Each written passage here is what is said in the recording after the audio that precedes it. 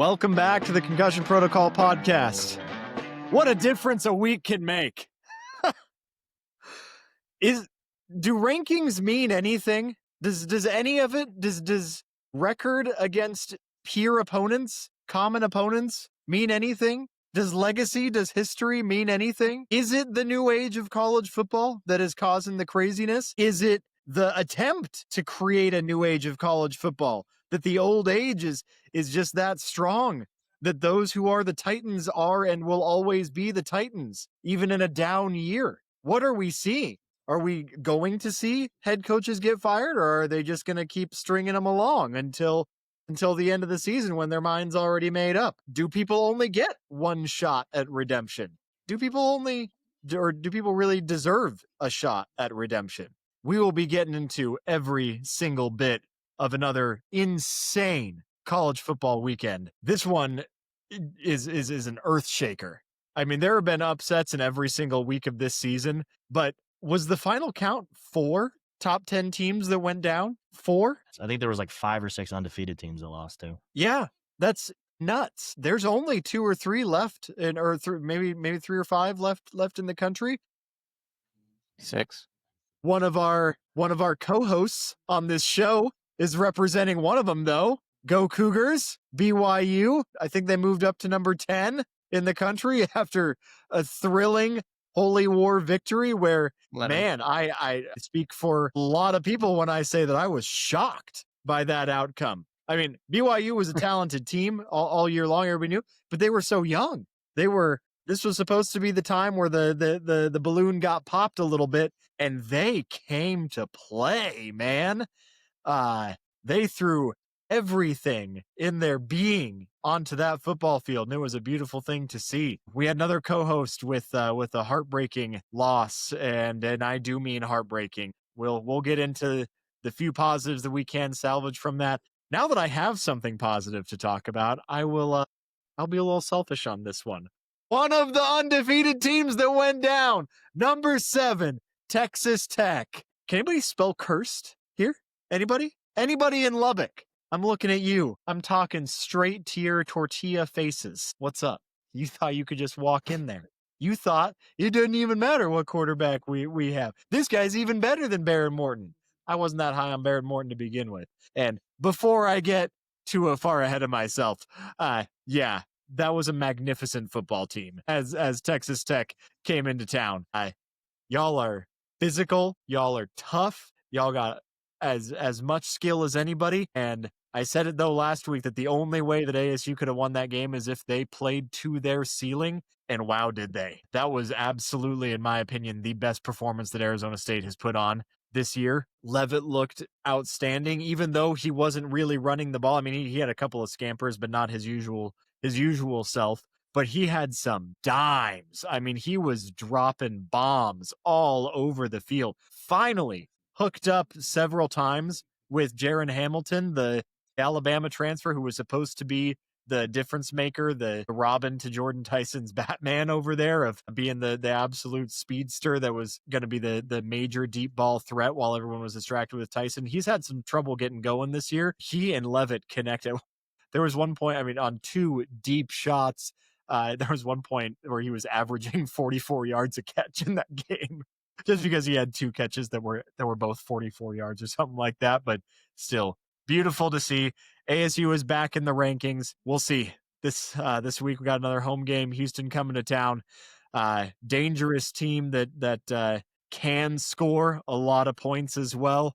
And Houston is not a team that anybody should ever take lightly. This is definition trap game coming off a big emotional win. News is it is at home. I am not necessarily ready to call this team a playoff team again yet, and Texas Tech has every opportunity to continue to prove themselves. But the Big 12, man, wide open as it can possibly get.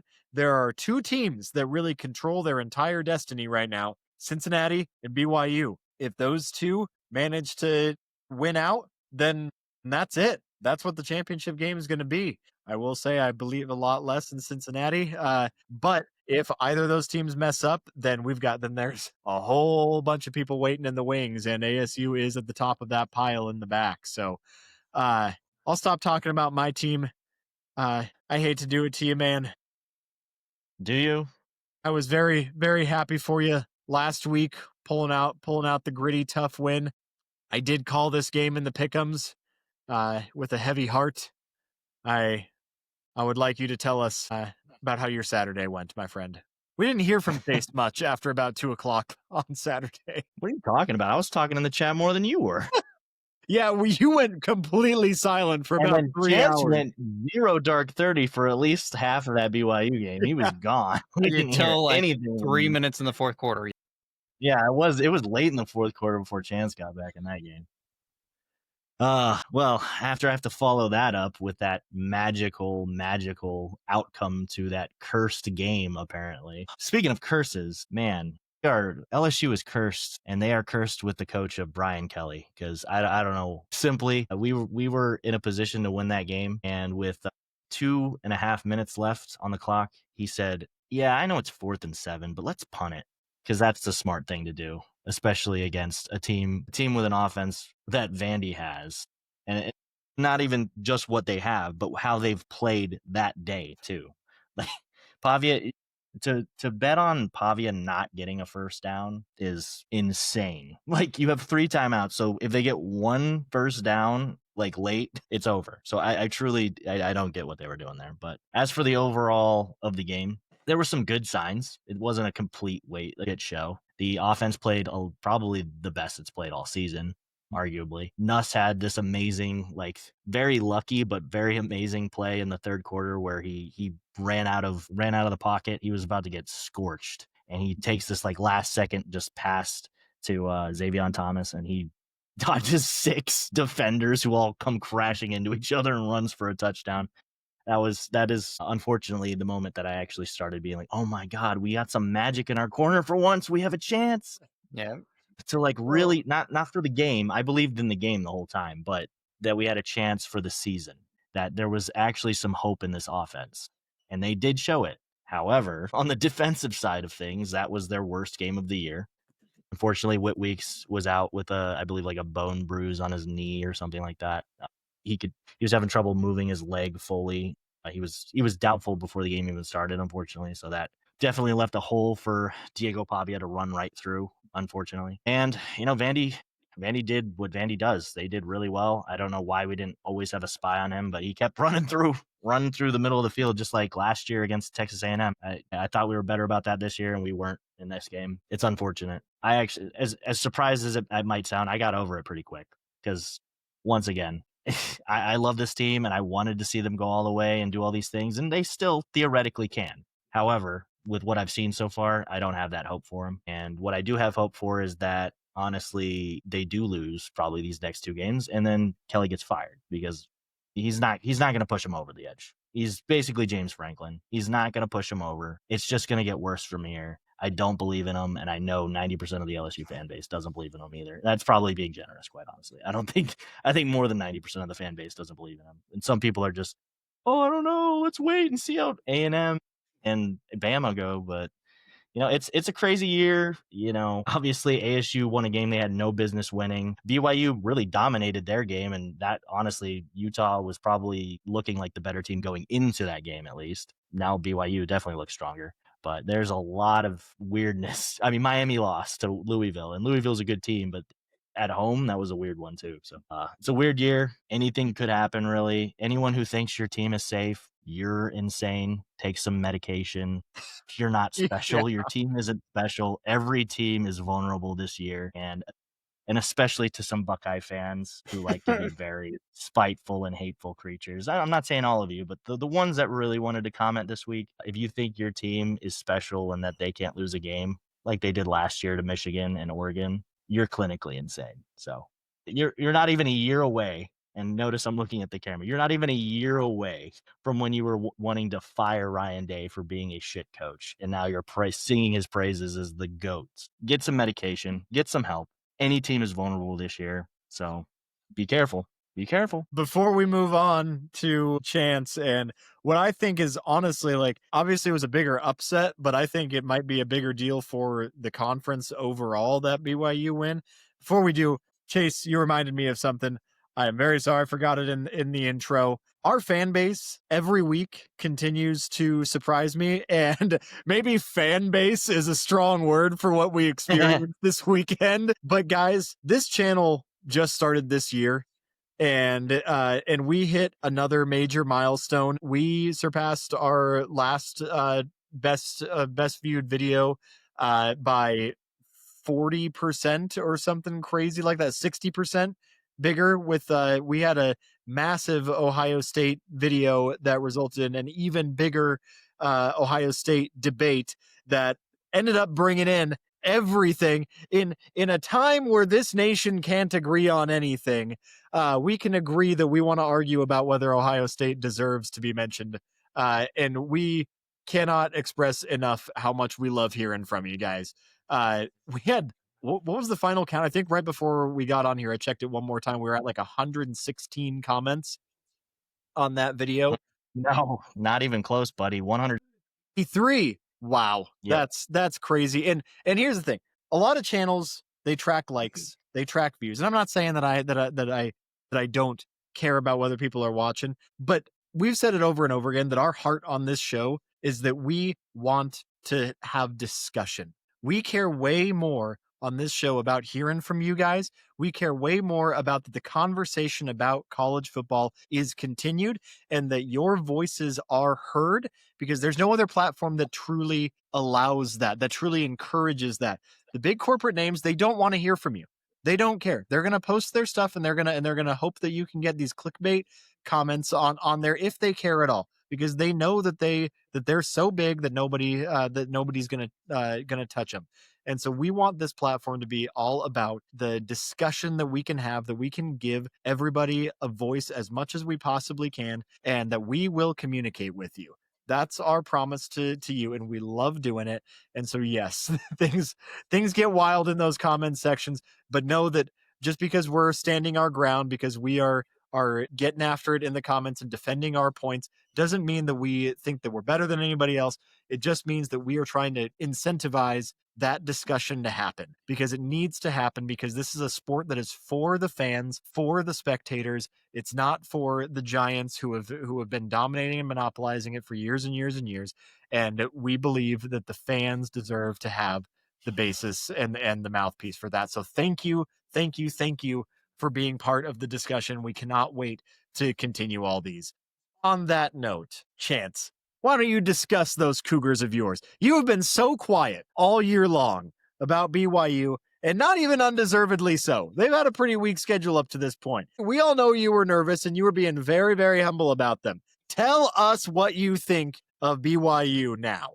Man, I don't even have the words on how good that felt. I said some things about Utah that cannot be repeated on the show. Oh, it felt so good, and I was a nervous wreck. Like they said, I didn't speak to anybody until about like 4 minutes left in that game because I was just so nervous. Man, that game did not come out exactly how I thought it would, yet it did. And what I mean by that is I thought it was going to be a close game. They're always one-score games. I think 20 of the last 25 games have been one-score games. This one, maybe it could have been, a 10-score game, but whatever. Refs, it doesn't matter. We let them get a score. Or the refs let them get a score. That's fine. Were the refs cheeks? Well, their onside kick was definitely cheeks. Their onside kick was cheeks. No, their touchdown, we had them. I mean, they were driving on us and it was kind of garbage ball, but they called this PI on like third down that their wide receiver pushed off our DB and they called it pass interference somehow, but the game was over. I was texting by then because the game was over. I wasn't texting until I knew the game was over. And coincidentally, it actually could have been not over. But yeah, I thought that the game was going to be won by the star players, the linebackers at BYU. And they played like they were hurt a little bit. And I think they are hurt a little bit. So hopefully they can heal up in time for Tech. But it came out of the surprising place that I never thought it would. We kind of beat Utah in the trenches a little bit.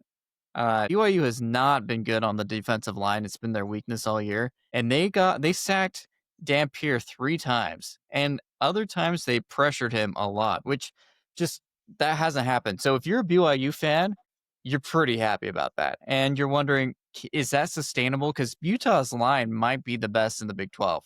They've got some star players, and they performed admirably. So, I mean, it was still a close game. Yeah, I hate to say this. You play that game 100 times, and BYU maybe wins 55 of those games. It could have gone the other way. I mean, penalties certainly helped. You see Kyle Whittingham with telling the refs they have 0 penalties in the first half, and Utah had like 6 or 7 or something. I mean, it evened out in the end, but man, that was a nerve-wracking game. But I've got 2 players that I want to shout out. One, I've not said it because I think it's too early and it's just a name. He isn't this person, but maybe he could be. Bear Bachmeier looks like Timmy Tebow. He totally does. I mean, I don't expect him to win national championship or beat Tim Tebow, but he sure looks like he is. And he probably has a little bit better of an arm than Tebow too. But, he's a legend. Bear Bachmeier is a true freshman. By the way, there's, I think, been 4 true freshmen to start 7-0 in the P4, P5. Now there's 5. Bear Bachmeier. So keep an eye on him. And then Faletu, I always botch his name. Anyway, he is a monster, and he's young. He was all over the field. Utah had this beautiful catch, and he came in and just knocked the guy unconscious almost on the sideline. It was beautiful. They've got a good team going. It's still, the hard thing with BYU is I still don't know who they are. I mean, they beat Utah. They beat Arizona, but we still don't know. There's the gauntlet left. We've got Texas Tech, Iowa State, we got TCU, we got Cincinnati, we got UCF. So there's still a lot of opportunity to grow your resume and lose it. That being said, one of the hard parts I have is at the end of last season, they finished, I think they were 12th at the end of the season because they didn't make the playoffs, but I think they jumped ahead a couple teams. And the preseason, like the way too early rankings, had this team at like 10, 11, 12, like all of them did. Then when they lost their starting QB, everybody dropped him out of the rankings. If that drop didn't happen, where would BYU be ranked right now? Because they're 11 right now. I don't want Jake Retzlaff instead of Bear Bachmeier right now. What? I don't want Retzlaff over Bachmeier right now. I don't either. But, I mean, if they had kept that preseason ranking at 10, 11, 12, would they be ranked 5 right now?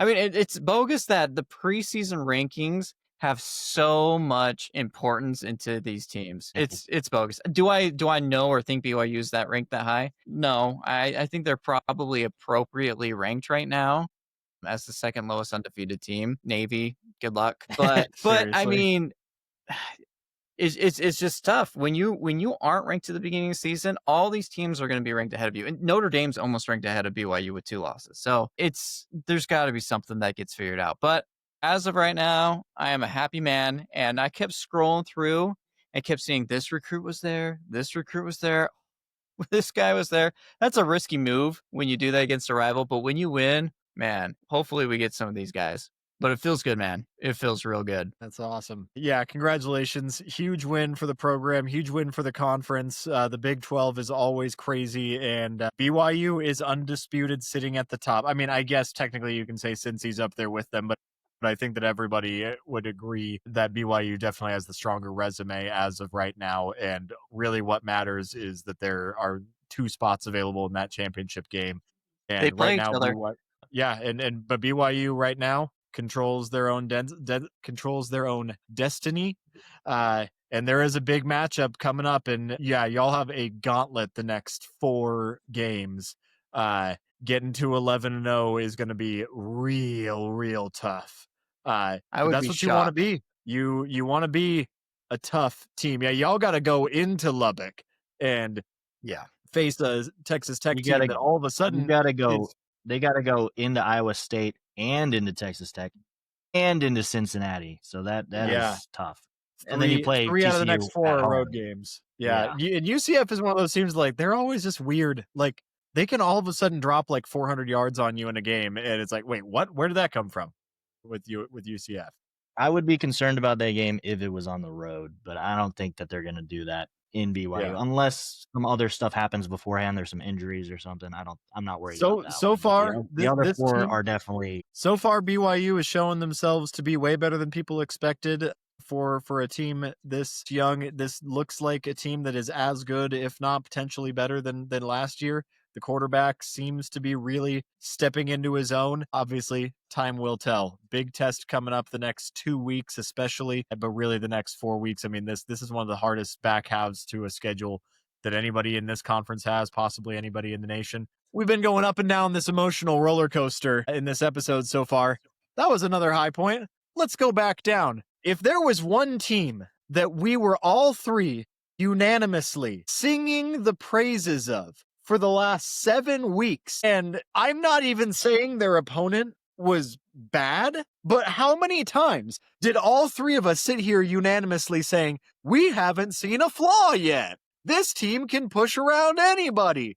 This guy looks like the Heisman contender right now. This guy looks exactly like who we wanted him to be. Miami. Can you stop being Miami for just one season?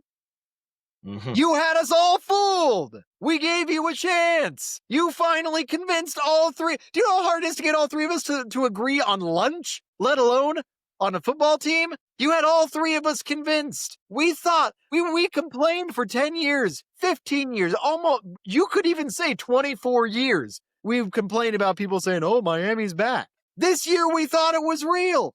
We have no skin in your game. What happened? That was embarrassing, guys. Y'all had every opportunity to win that game, too.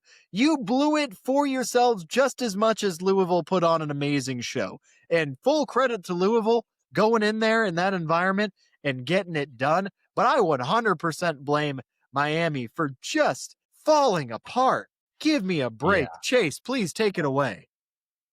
I mean, the main fault of the game is it's going to fall on Carson Beck. And I'm going to say that specifically because Chance can't, because he besmirched him and he can't say anything bad about him for the rest of the season. He said that. He's a man of his word, so he has to sing his praises the rest of the season. So I'll help you out here, Chance. He's contractually obligated. He can't say anything about Carson Beck that's negative. Unfortunately, it's weird. It's like we were like pseudo Miami fans because we actually got to understand what it's like to have that, oh, Miami's they're in it this year, and then absolutely collapse. And because I've always been like, I don't know how you guys always see it. And this year it did look different, as insane as that sounds. It did until this game, where there was just nothing but holes showing on this team. I mean, I think the offensive line did a pretty good job, and still somehow Carson Beck managed to throw 4 interceptions and no touchdowns. 4? Yeah. I mean, I think the first 2 were a bit on the wide receivers. I mean, the one was like, dude, go up and get that ball. What is that receiver doing, letting the DB come down with it? And then the other one was a little bit like it could have been located better. I still think it was a wide receiver, but the last 2, game sealing and just bad throws. And he really didn't have so much pressure. I mean, he's at home. He's against a team that's good, but not great. Like, I know it was a short week. He had a short week of practice for this game. And I think, did Louisville come off a bye? I forget if they did.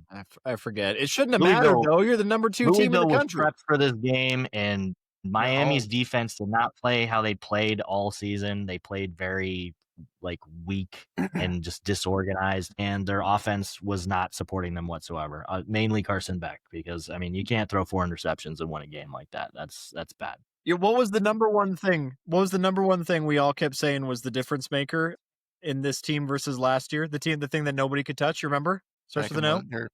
Yeah. No, the O line. Remember, we were just saying the probably the most impressive thing. You know what their leading rusher had on the night? Miami, the number 1 rusher on Miami on Friday night, 18 yards in a whole game. You can't do that. No, against a Louisville team that, while they do have a better defense than they normally do, that's pretty bad. But one of the biggest things that I noticed between Carson Beck this year and last year was lack of turnovers, not as many turnovers. And then this game, he decided to catch up. He saved them all. He decided to catch up all in one game. I was like, I'll show you guys. I have the best, at least passing pass protection O-line, and I'm still gonna throw I 4 can interceptions. still sling it to the other team. I can still suck anyway. I mean, damn, dude, he was easily the Heisman favorite, and that game absolutely tanked that. I mean, he could still win it Yeah. if other teams also do the same thing, and he's got to prove himself now. But damn, that was a vulnerable game for them, and now anything could happen. I mean, they're likely not even to make the ACC championship after that because of how that's going. So this will be interesting. Yeah, they I mean, opened up the ACC wide open, didn't they? they did. Yep. And I mean, okay, good, but like the ACC desperately needs to get a couple of teams that look really good. And now what am I seeing? Georgia Tech is officially their best foot forward. Like, Yep. and Georgia Tech, is it Georgia Tech and Louisville at the top of the ACC now? Now Virginia. Oh, and Virginia. You're right. Yeah, you're right. Because Virginia doesn't have any conference losses. Yeah, technically they somehow it do didn't not have a count. conference loss. Yeah, because they agreed at the Yeah. beginning of the season, I guess, the NC State and Virginia game was not an ACC. They shook hands in the parking lot and said this isn't a conference game, and so therefore it wasn't. Yeah, I remember asking that literally week 1. They explained it in the broadcast. Two and I of was the like, charter founding members of the ACC just decided this particular game wasn't going to be. I was like, you can do that? I was Yeah. like, what? Wait, so you're telling me that Stanford is a conference game, but NC State is not? Apparently, Stanford is a conference game for Florida State. So Yeah, and a big time conference rival, old school, classic rival, right? Connor, I do have to ask, how do you feel about the best player in the nation, Tommy Castellanos, right now? I will say that he has the best concussion that anybody has seen in a couple of years. Dude, in he got football. rocked, man. He Did was you out see it? Like, cold. I'm like, this is, we kind of have a light tone right now. I'm not even being like flippant the least bit about that. Yeah. I was only able to watch that one time. Like, I had to avert my eyes on the replays of that. That was a foul hit. And it didn't even look like, I mean, like, it was obviously a late hit, but it didn't look like all that bad when you saw him running in, but sometimes you just get the perfect angle on somebody. And I think what the bigger problem was, I think his shoulder hit him and snapped his head into the ground. I think if he was standing and took that hit, it would have like maybe given him whiplash or something. But I think there were 2 hits because he went out cold. I mean, that was horrifying. He was out like a light. He was done. I mean, he went stiff. Like you could see him go, and then done. Like he was laying there limp. I mean, it was sad to see. I mean, yeah. I mean, obviously you feel for the team for losing their leader, and who knows what would have happened in the game. But like, that's a human being right there. Like, and I know definitely, it's football. That's a big tough man that ran into him. But I refuse to believe that guy had the intention of doing that. I think that he just hit him at exactly the right way and got caught up in the moment. And oh man, I hope he's okay. I mean, concussions like that can end a career. It really can. Yeah, no, the hit really did not look that bad, like you said. Like it truly, like it just looked accidental. Like the dude didn't get up. The dude had no intention to do that, and then I didn't even think it was that bad until I saw him go limp and went, like that's and. Initially, I was like, damn, that's a hit, but I was like, he's probably fine. And then he was not getting up. I thought he was like selling it for half a second. I was like, oh, he's limp. No, he's out. Oof. He's asleep right now. Yeah. Done. Like hopefully he's good and he can make a comeback in a short time and be healthy, and that it doesn't affect anything like long term, especially. But outside of that, their team is looking horrible. I don't get it. 3-0 to the 4. The crazy turn. Like it's so funny that it started as a joke, but it looks more and more real. Is that FSU spent the whole off season just thinking Bama. They destroyed our quarterback in 2017. They tore his ACL for the season. They kept us out of the playoffs in 2023. Like, we got to get them back, and they did. And then they forgot about the rest of their schedule because they blew out some FCS teams and some bad teams. And then the second things got real, decided to lose 4 straight in conference and not even good games because Stanford, this isn't Stanford of like 2012. This is the Stanford now. Like Didn't that was the Stanford just lose to Hawaii? they did week 2, I Ugh. think. But that was I don't know how if you watched the full game or at least the second half. I turned it on when I realized that Florida State might choke. That was a pillow fight, man. That was that game with their backup quarterback, and they got stuffed at the line. Obviously, it was a little bit controversial. Some people think it was in. It might have been, but it should not have taken that long. It shouldn't have been with your backup. It should not have taken that much to put away Stanford. This is Stanford, not exactly. But to answer the question, to dial it, to come back to it, Connor, how do you feel about Tommy now? I mean, I'm not saying he was going to win him the game in general beforehand, but obviously he's probably out for the season. He's certainly, if they have any sense at all, and if he's getting any kind of a good medical attention, he's going to be out for at least a month and really needs to get his brain scanned a couple times. Like, that was a horrifying hit. So no, if you're going to make me say it, if I haven't implied enough, yeah, he's out of the Heisman running. I took him out of that a couple weeks ago. I think after their second loss. Yeah, I believe I said they were dead to me. But yeah, don't want to see a guy go down like that. There are a couple other people who are in the running now for Heisman. Still nobody from the Lone Star State. Let me be abundantly clear. I don't think anybody from the state of Texas or playing football in the state of Texas. And I even mean Texas A&M. I include them in that. I don't think anybody from that state deserves the Heisman this year. Let's go. You want to talk about them? Can I backtrack just a tiny bit? Yeah, I go think for we it. disrespected Louisville by not talking about them at all. We talked about Miami. Go ahead. Well, here's the thing is that I felt really turned off to Louisville when I watched them play James Madison. And that game has put some perspective on both teams for me. One, that James Madison, man, they're a lot better than we think. And maybe we'll get on to that a little bit later in this podcast. But yeah, well, look out for them. Their defense looked better than Miami's, tell you that. But Louisville, my expectation going in the season is that they might have the most explosive offense. And they didn't start out that way. But man, they've actually turned it on. And it's not exactly the players that you thought. Like, we were all a little bit, about Miller Moss, and he's okay, but they've got some ballers at receiver. First up, so Colin Lacey, who everybody thought was going to be wide receiver 1 and this explosive guy, he still hasn't played that way, but he can. But Isaac Brown, the running back, he's a beast. That dude is good. And you know who's even better or playing better is Chris Bell. That guy, I'll talk about him maybe a little bit later, but he looks good. So I don't know what to expect from Louisville because they started off so, iffy for me. But, I mean, they've got the schedule that, like, who's going to beat them? They easily could find themselves also in the championship game. I'm getting a little higher on them. Yeah, I mean, it's fair. I mean, just on paper alone, yeah, they do have what it takes. I struggle to put stock in Louisville on any occasion. I mean, Lamar Jackson was obviously a flash in the pan of them being good and that was well over a decade ago now.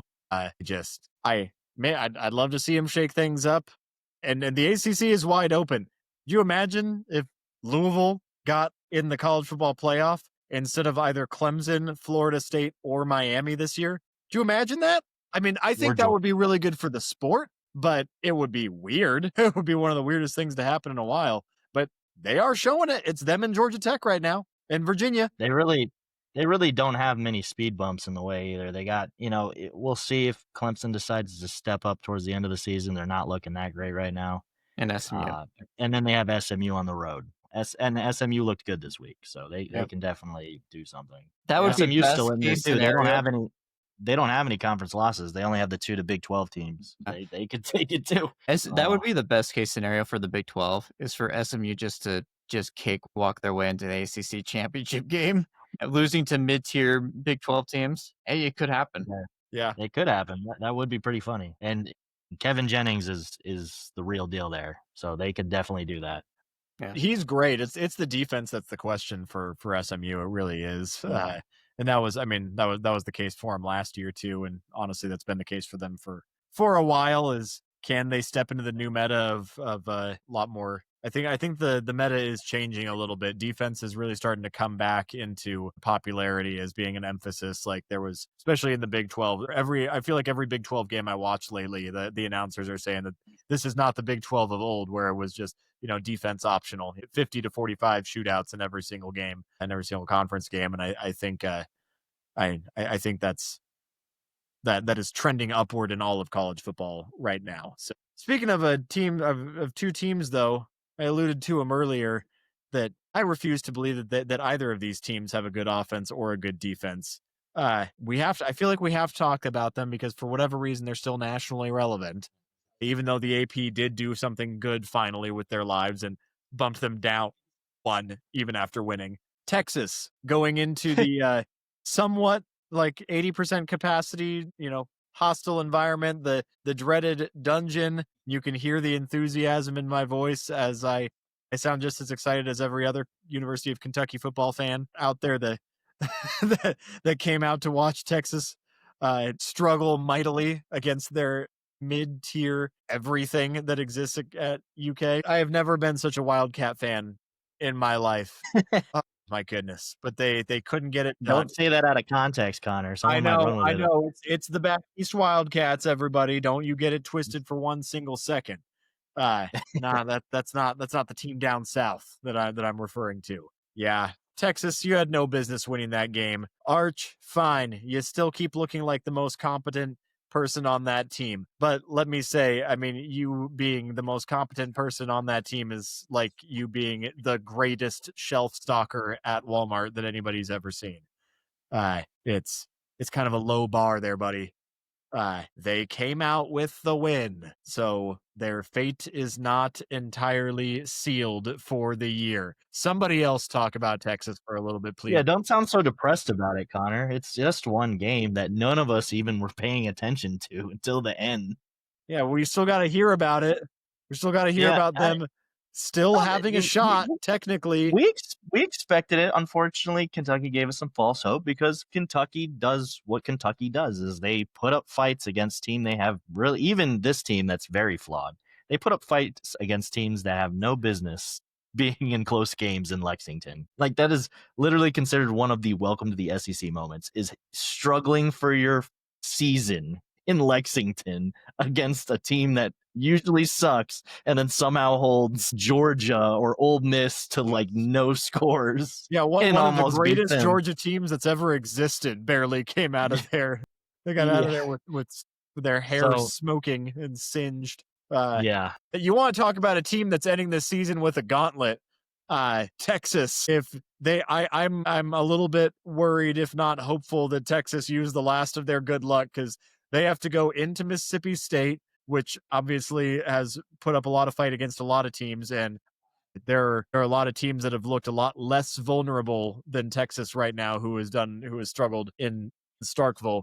But after that, then they got Vanderbilt, Georgia, who has had their number something like wild the last couple years, Arkansas, who apparently can put up a fight against anybody now, even though they're sitting at 2-5, but almost all except for one loss. That's all one possession losses, I believe, for them, and then ending at Texas A&M. So I hope that they're saying their prayers and wishing to their bones and doing whatever blood sacrifices they need to get the magic working. They're gonna need it this back half, these last 5 games. They're gonna need it. And what I will say is I wouldn't call it a gauntlet. But compared to what they've played so far, yeah, sure. Last season, while people say they like run the SEC until they ran into Georgia, right? They played nobody really. They played Mississippi State in their worst season that they've had. They played Oklahoma in their worst season that they had. They played Georgia and got destroyed at home. They played Vandy and only won by 3. Then they did destroy Florida, so I'll give them that. They played close against Arkansas. They played somewhat close against Kentucky. So this is a team that even last year was struggling against these teams. So it's definitely none of these games are gimmies. So, but comparative to some of the other schedules we've seen, like how Florida's gone and how Arkansas has gone and Mississippi State, like this is definitely not the hardest schedule. But for Texas at how they look right now, it probably is a gauntlet. Well, and that's the point that I was trying to make is this Yeah. shouldn't feel like a huge gauntlet for Texas, but it's looking scurry. It's looking real scurry for the Longhorns right now. It This looks might be like the a first week gauntlet that when you're holding on for your dear life. You cannot get another loss or else you're Yeah. out. And when you Yeah. look and you're like, we have to play them, and we can't Yeah. lose. Yeah. When you just squeaked it Yeah. out in double overtime against Kentucky, yeah, all of a sudden Mississippi State is looking a little bit scarier. Mhm. And Georgia, who like sleptwalked through 2 victories against you last year, one of which was at home. Like, Yeah. there is Now you gotta go zero in margin Athens for and do error. it. And, Good luck, Texas. I mean, yeah. you're ranked for now, but you won't be forever. Yeah. Enjoy 2 while other it teams lasts. that I just wish would die. 2 other teams that I just wish would go away into the void of the night, but one of them had to win this game. And like a fool, I trusted them. I trusted them for one time in my life to do the right thing. I trusted an LA school. And what do I get? What do I get? I took a Connor, risk. that was I know. Connor, I that know. was Go the ahead. weirdest pick you had last week. You had weird picks last week, but that was the weirdest one. That one's the one that shocked me the most, is that you actually bet on USC, a team that you despise and don't want to pick ever. And for some reason, in the game where they really weren't suspected to win, you decided to pick them over Notre Dame. I thought that their offense was looking good, was clicking, was getting better every week. They looked like lost puppies out there. I mean, I don't think we watched the same game, but They competed. they competed. Well, it's a classic rivalry game, but I watched probably 75% of it. I mean, and I never once felt like USC was actually going to close it out. I never felt like that. Every time they did score, I was like, okay, that doesn't feel like a momentum touchdown. I don't know. I think my biggest didn't complaint, pass the eye test, didn't pass the vibe check. yeah, it didn't. It did not, and it absolutely did not. And here's my main gripe is that Notre Dame started off 0-2, and they stayed ranked, and they had one shot at losing a third game and officially being for sure out of the college football playoff. And their schedule from here on out is nothing. They play nobody. They should breeze through the rest of their schedule and get to 10-2 and be the same 10-2 average Notre Dame team that doesn't deserve to be there. But boy, are they going to be there, because I'm sorry, Navy, you're not going to do it. I mean, not at home. If you get to play both USC and Navy at home, you're going to win both of those games. I don't trust the Navy Notre Dame rivalry hasn't been good since the 60s anyway. It's so here we go, Irish again, stealing that 9th playoff spot, because they're definitely not good enough to get one of the top 8, but they're certainly going to get in because it's Notre Dame. So now we're going to have to watch them again and get a conference, Irish. So melancholy, Connor. It's not that big of a deal. If they're not good enough, they're not going to win games. It's fine. You know, I felt similarly, and when they were 0-2, I didn't think they should be ranked. I think that was ridiculous that they were. Correct. But now there's no reason not to rank them. Ever since those 2 losses to teams that, while Miami just choked, 2 losses to teams that were at the top of their conference, and they were close losses. Obviously, the A&M one could have easily gone their way with a not missed PAT and a holding call, but they've played really well against every team they've come against. They've blown out all these like smaller schools from pretty much every conference now. I mean, they played the ACC, the SEC. They dominated USC here. They dominated Boise State, who just had another dominant win in their own conference. They definitely deserve it there. I mean, as long as they went out, obviously. But yeah, I'm just tired of seeing them. Is all I'm saying. They've been playing really well. I don't want to see them like win it all or anything, but they definitely deserve to be in there. They've been playing really good. I think their freshman quarterback's been playing really good for being a freshman. I think he's solid. And the run game with Jeremiah Love is amazing too. Yeah, I agree with you, Chase. I think they look really good, actually. And I didn't want to see them ranked after the first 2 weeks, but I think they deserve all the flowers that they're getting now. CJ Carr's been awesome. You're right. He's been lights out. Jeremiah Love, had a very slow start, but he had a great game last week. They've got the makings of the team. They're so much better offensively than they thought they would be, and they're worse defensively than I thought they would be. Yeah, Just that was interesting. yeah, that is interesting. There's one more game that they could slip up potentially because this Pitt team is just a roller coaster. But watch out for them because that's the only game where it could be a little dicey. Yeah, and like I said, I think the thing that galls me about Notre Dame right now most is I don't feel like they're a title contender, and I just they don't seem like they have it. Yeah, Jeremiah Love, honestly, like he's an animal. He looks even better than he did last year. I mean, 228 yards on the ground. That Carr kid at QB, you're right. I mean, he is stepping it up. He's looked better every week, and he didn't start off looking bad. I mean, they played Miami pretty close compared to how almost everybody except Louisville has played them. He did exceptionally well. And just something feels like it's missing, and maybe they'll prove me wrong. Maybe they'll get to the playoff and they'll prove me wrong. Again, it would be good for the sport to get some new blood. Yeah, the biggest thing I have against them is like they don't have any like really good quality wins. Yeah, they beat USC, and we'll see how good of a win that is. But they're going to end the season, and we're going to be like, well, yeah, they have really good losses, but do they have a really good win? And I'm not going to know until the playoffs. But yeah, they're probably going to be in there. Yeah, I agree with that. But at the same time, on the other side of the ball, while Connor hates this team and will never give them any credit, USC, I didn't expect them to win this game. They kept it interesting for quite a while on the road. I think if this was in the Coliseum in Cali, it would have been very different. They might have been able to take it. But I had no faith in them winning this game, and they made it interesting and made it a fun watch, actually. So their offense I do is think legit. They have their offense players. is really, yeah, absolutely. They're still the second best passing team in the country. Yeah, I don't know why I keep forgetting the receiver they have, but obviously Mayava, their quarter, Mekhi Lemon. Thank you. Every time you say that, I instant Mekhi Lemon. They've got two solid guys. It's not just one. Yeah, they do. But that dude, every time I'm seeing him play, he's making an amazing play. And obviously, Mayava he's a Heisman candidate. He's looking great. I mean, obviously, they've lost 2 games now, even though one shouldn't have counted. But they're a good team. They'll be ranked again, I think. But we'll see.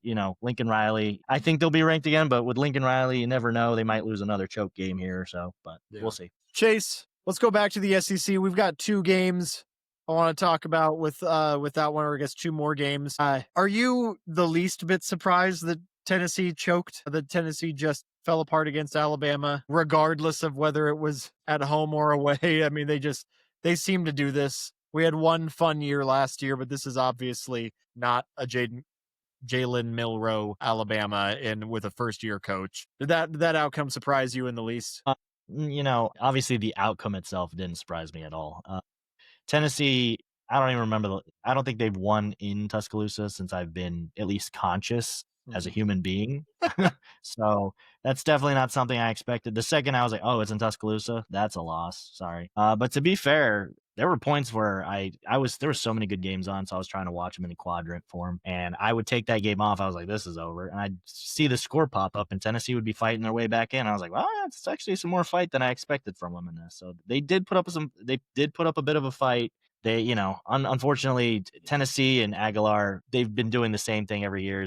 Too many turnovers, too many bad mistakes. They got a lot of potential, but they got to clean up. They got to clean up those edges if they're going to beat elite teams like, unfortunately, Alabama is this year. So I much would have rather seen Ty Simpson crash and burn here, but he's looking great. He's definitely at the top of the polls for the Heisman right now. He has not shown any weakness really, and while I think we might squeak out that wheel spin with their defense because they're sitting outside of the top 10, I think we got a chance here. They still have nobody the second to last week. They're not going to score at all. You never know. Maybe they're schedules. Maybe they're sitting people that week. No, to stay healthy for the Auburn game. Maybe they're sitting people. Who did they play? I can't remember. I think it's like Eastern Tennessee or something. It's a joke of a game. They're not going to give up any yards. Right before Auburn, classically, but they do have to go into Auburn, and you know how Jordan Hare is with any team, especially them. They don't have it. Their schedule isn't a ton of gimmies, but they will probably win out. But the way the trend's going, and if Kalen DeBoer keeps wearing his black sweatshirt, the odds are just in his favor, I guess. But they got South Carolina on the road, which I thought was going to be the game at the beginning of the season, but obviously anybody can beat them. Even a struggling Oklahoma team with a quarterback with half a hand can go in and dominate them. So they got that. They got LSU at home. They got Oklahoma at home. Then Eastern Illinois.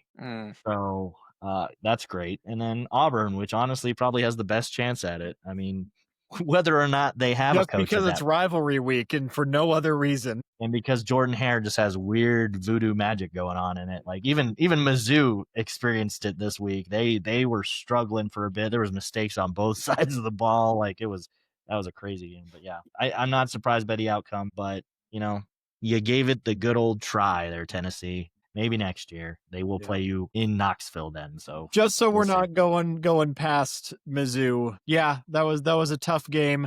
It's always tough going into Auburn. Glad to see him go in there and keep winning. I think it's good for the SEC to have Mizzou winning games. We have a lot to talk about them later. This is a huge matchup in the SEC. One of the biggest games of the week. I do think that their game is game day. So we'll talk about Mizzou a little bit more. Let's finish the SEC recap with the other team, Chase, that I wanted to hear your perspective first on before we get to Chance.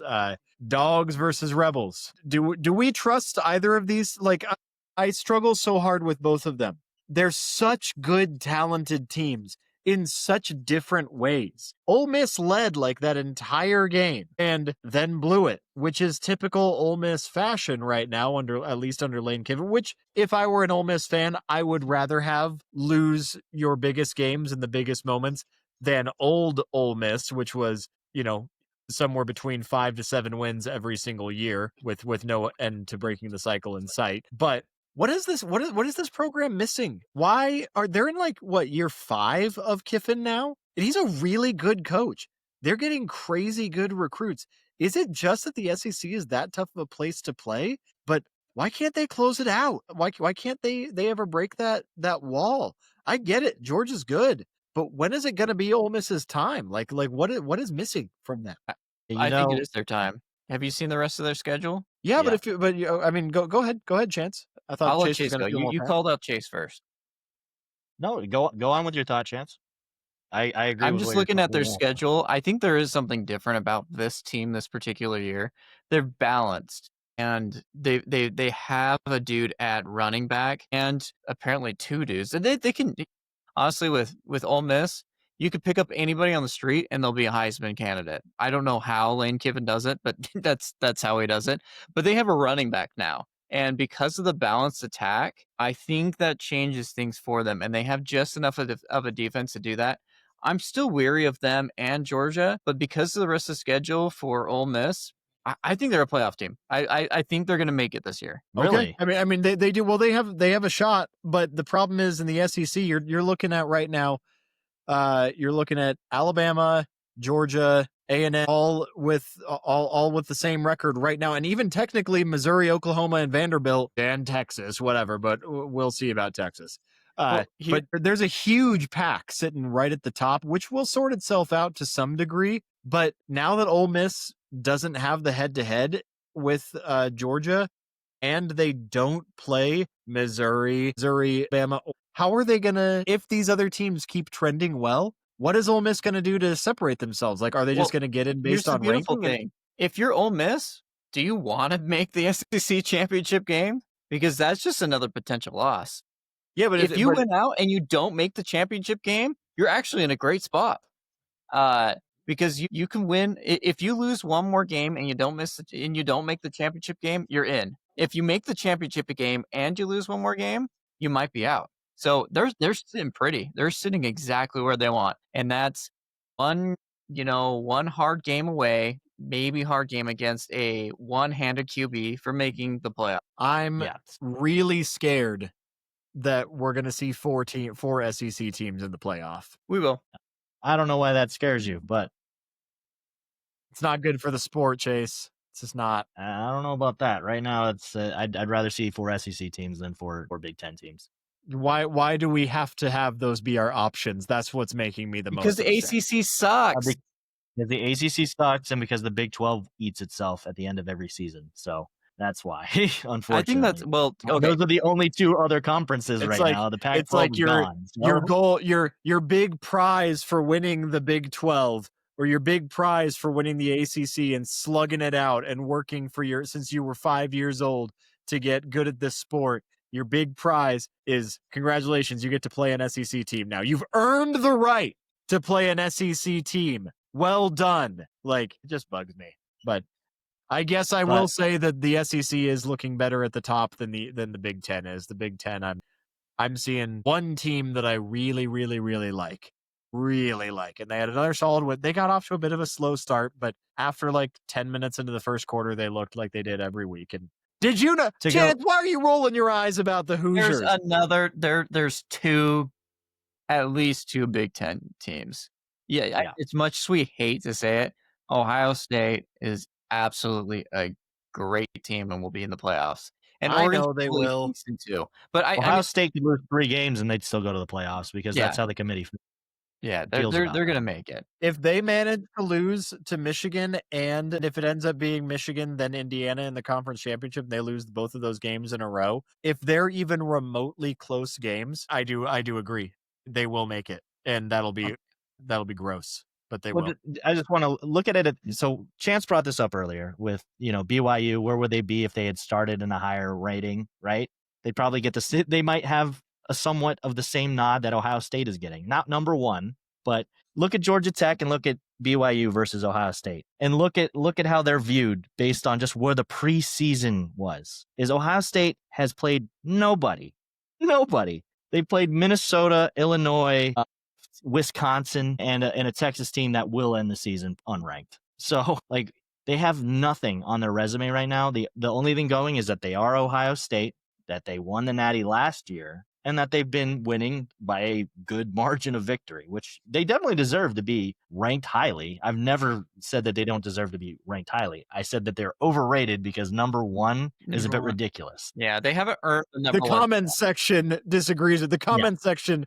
Thinks that anything other than number 1 is disrespectful and atrocious, and you should have your head checked. They very well could be the best team, but how would we know when the resume doesn't show that they are the best team? Indiana, the resume shows they should be number 1, period. Yep. Indiana should be number 1. And last week, while this team fucking choked, excuse my French, they deserved that spot last week. They don't deserve it anymore. Miami choked. They should be at 10 or whatever they're at now. But last week, their resume was the best, and they should have been number 1. So it's not always about who you think is going to be there at the end of the season. Because if that was the case, you'd have a very different ranking. Yeah, it's they didn't deserve that number 1 spot, and they don't deserve it now. But the committee and the AP does not agree. So, but to unless someone wants to comment real quick, to go back to Ole Miss, Connor. The ceiling that was keeping Ole Miss from doing anything was they played Bama every year. And this year they don't. So that took 1 guaranteed loss off of their schedule. And that is going to be the difference this year is they won't have 3 losses. They'll have 2 or 1. So that's the difference. Can I ask it? Are they a playoff team? It looked like you wanted to call me out. I did kind of want to call you out. The problem is obviously I think in the middle of the season some of these teams are more snaggy, but unfortunately Florida no longer has a coach, so that one's probably a dead give. And Mississippi State on the road is interesting, and then obviously we have Oklahoma this week, and that's when we're really going to see is are they going to beat Oklahoma, or is Oklahoma going to put up a fight, or are they going to die and fade away in this game? So if Ole Miss goes and gets that done on the road, then absolutely they're a playoff team. If they don't, then no. You aren't bold enough to ask me then, huh? Well, I don't know. Is Connor bold enough to ask you with your record this year? I don't necessarily disagree with him. I think that in the SEC, Ole Miss has one of the most favorable remaining schedules. They Yes. have 2 games left that I'm concerned about, Oklahoma and Florida. And I guess the Egg Bowl is a toss-up, but I don't know. I feel like Ole Miss has been pretty dominant in that one recently, but I mean, it is a tough slate no matter what, but I don't know. Chance, do you think they'll be in the SEC championship? I never said that. In fact, I Okay. said quite the opposite. If you're Ole Miss, you don't no. want to be in there. No, that's very different. I just made the mathematical case as to why they could win out and still not be in the championship. Yeah, that very much so. They could easily The still make playoff is very different than the championship. Did you see him Yeah. just try to bait me? it. All I'm right, not taking that. let's But, yeah, let's move The on ultimate to divider is Bama there for them. So move on to another famously blue team up here in the north. Boise State Broncos finally handed the great, legendary, all-powerful Dan Mullen his first loss of the season in embarrassing fashion. A team that I have been saying all year long, and Boise State has no idea how to put an offense together. They did it. They did what UCLA couldn't do. I don't know. I'm still not thinking anything special about Boise State. Is the Mountain West? Is the Mountain West? Are we just forgetting about them? Are they done with the Group of 5 spot? Yeah, they're done. Yeah. It's the American. I mean, I will say San Diego State is quietly 5-1 right, or 6-1 right now. It but- doesn't matter. I Yeah. mean, yeah, I mean, I told you, I straight up told you last week, I said, UNLV keeps squeaking by these wins. You think that they can do that every single week? And Yeah. it's over. I actually think Boise State's going to win out, and they're going to dominate the Mountain West, and it won't matter a bit because they, in embarrassing fashion, to Notre Dame, and even bigger, USF blew them out at home. And that's it. USF is still running away with the G5 spot right now. Yep. I'm still Yeah. loving what I see out of USF, but yeah. they're really the only way that Boise State could make it is basically this week USF wins, but at the expense of losing their quarterback. Because if they lose Byron Brown, then that's a different team. Outside of that team's taking it easily. And we'll find out this week, obviously, with Memphis. Memphis is still in control of taking that spot simply because while they lost last week in that terrible fashion to I don't even remember what the team was, to be honest. Yeah, University of Alabama at Birmingham. Wow. While they lost in that fashion to that team, if they beat USF somehow, they're in control of the American Conference still. So it'll probably be them and Tulane at that point for that, and then USF will get unfortunately screwed. So, but I think USF is very much in control, and even if somehow the American devoured itself, I honestly think James Madison has a better bid than Boise State. Not that they'd get it, but that they deserve it more. Yeah. I was a little bit sad to see him lose in such a blowout. I was just starting to be fond of him, but that's the Mountain West this year right now. Even the good teams still don't look all that good. So that's unfortunate. Boise State has been carrying the torch for so long, and I don't know if maybe Spencer Danielson is just not the guy. I don't know. I don't know if they're not pulling the talent that they could because NIL is messing it up, but or maybe Byron Brown is really just actually that freaking good at football. Boise State won't have to hold the torch next season because they'll be in the Pac-12. There you go. Anyways, anything that we want to talk about that we didn't touch on? Go I've ahead, got Chance. one more game. Go ahead. Yeah, it was a pretty big one too. Did I All miss right, one? guys. What do we got? Yeah, all right, guys. We have to talk about this game, and you might get a legendary rant out of me on this one. I'm gonna look Go you on, guys King. straight in the eyes. I do not know how Duke fans can survive this team. Oh, I forgot about this one. Yes, please tell us, Chance. Tell us everything. Duke, Go off, King. Duke actually has a crazy amount of potential. Yeah. Even watching that game, Duke should have run away with that game. If you look at the yards, I think they were almost like double the yards of Georgia Tech. And I mean, they've got all the pieces. They've got players on defense. I'll get to that in a second. They've got Mensah, who is just, that guy's amazing. How are you blowing it with that dude? It all comes off of just them. I'll use the phrase duking it. Every single game that they've lost lost themselves. You gave them a 99-yard fumble return. That was a 14-point turnaround on one play, and it honestly decided the whole game. And then You go back, you march down there, you get a field goal, and wait, you botch the field goal snap, and then you come away with no points again. There's 17 points right there.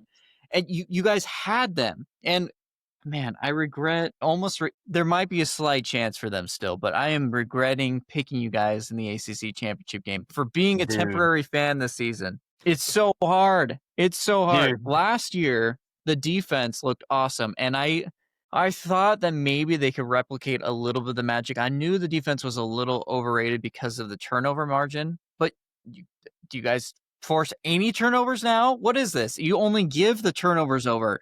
It's crazy. I do not understand Duke. They should be so much better. They have so much more potential. Now, to Georgia Tech. I'm looking at you guys now. Georgia Tech. Credit to you guys. You guys have found ways to win, and you capitalized off of Duke's stupid mistakes and found a way to win. I like Haynes King. I think he can play well and make some winning plays to win games. They've taken some good teams like Georgia last year to 5 overtimes. 8. Yeah. Congrats. You guys are ranked 7th in the nation. You are the most overrated 7th ranked team I've ever seen in my life. Are you kidding me? These guys can lose to any team. I have called a lot of teams good and they turned out bad. That's on me. This year I am perfect on calling out teams that are bad or not or overrated. Georgia Tech, you're one of them. Mark my words. I'm saying this now because we might hear later that someone's going to give them praise. I don't know. But just wait. They're gonna lose some idiotic games, and they're not the 7th ranked team. And Georgia is not gonna forget last year, and they're gonna blow you out of the water. That's my rant. Go ahead. That was outstanding, Chance. Thank you for that. I love to see that out of you, especially. I mean, this weekend we really saw it out of you. Yeah, because of that and because of the BYU game. You are absolutely the most level-headed person on this show, and I love seeing what it takes to get you worked up. What have they done to earn 7th in the country? I mean, I get it. They're undefeated. I got a couple things to say about them later on in the show. If you want to hear my perspective. I know you've got thoughts on them. That's why I had to get this out right now. To make you feel any better. This is gonna be if fun. This makes you feel any better, that game did show me exactly what you just explained. I was scared of Duke coming into this game because I was specifically saying, what Duke are we going to get? Because Duke's biggest rival is Duke. It's Duke, bro. Like, when I saw that 99-yard touchdown return, I was like, oh my God. Bro, did you see that linebacker stopped running? Like, yeah. He was like jogging. He was shuffling into the end zone. And he took off like a bat out of hell for the first like 60 yards and then looked back and realized that nobody was even trying to chase him. And was like, oh, you're literally just going to let me do this? Like, your pride and your entire season are on the line right now? You were undefeated in conference play. You're just going to let me do that? And he just stopped running. You can have it. Yeah, he was like, all right, I guess I'll just milk some clock while I'm at it. Oh, my God. You know, in The Incredibles, when at the very end, when there's that track meet, and they're like, he's killing everybody, and they're like, wait, slow down, go for a second. I swear, some people might have listened to me and bet all in on Duke, and the Vegas odds are like, hey, Duke, you got to fumble on the 1-yard line. You got to, you're too close. You can be close, but not enough. I swear, punking me. Somebody's punking me right now. Yeah, Chance jinxed it too. I think at halftime, Chance pointed out to us in the group chat. He goes, dude, I don't think Georgia Tech has passed the 50 the entire game. And as he says that, they pass the 50 and they go on to score. Well, they didn't score on that drive, but yeah, they scored the next drive. But They barely passed the 50 once in the first half, and yet they were destined to win that game. I can't. You guys go. Chance is like, let's move on. Let's get out of here. Oh man, we'll talk more about them. I'm gonna let you get your heart rate down for a little bit, and I'll tell you exactly what I think about Georgia Tech here in a little bit. All right. By the way, hold on.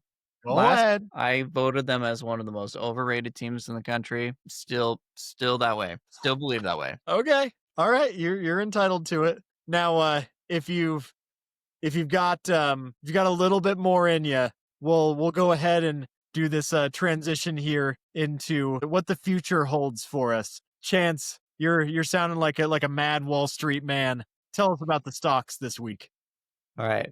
When you're dealing with your finances, guys, you have to use money that you're okay with losing, or else you make mistakes.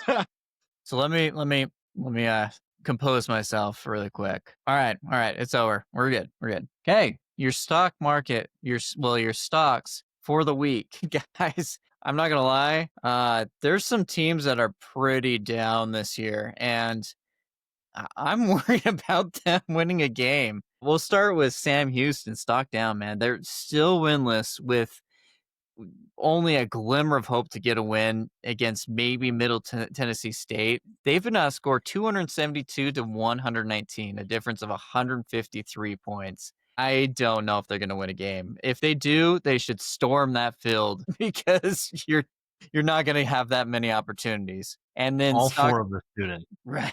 Stock down. I don't know who's worse. That we should have a playoff game against these two teams. UMass, you're still winless. You guys were up 1 with 2 minutes left. How did you lose that game? How did you lose it? That was probably their best chance this whole year. They do have, there's going to be the game of the year coming up for them, actually. Northern Illinois at home later in the season. They might have a chance.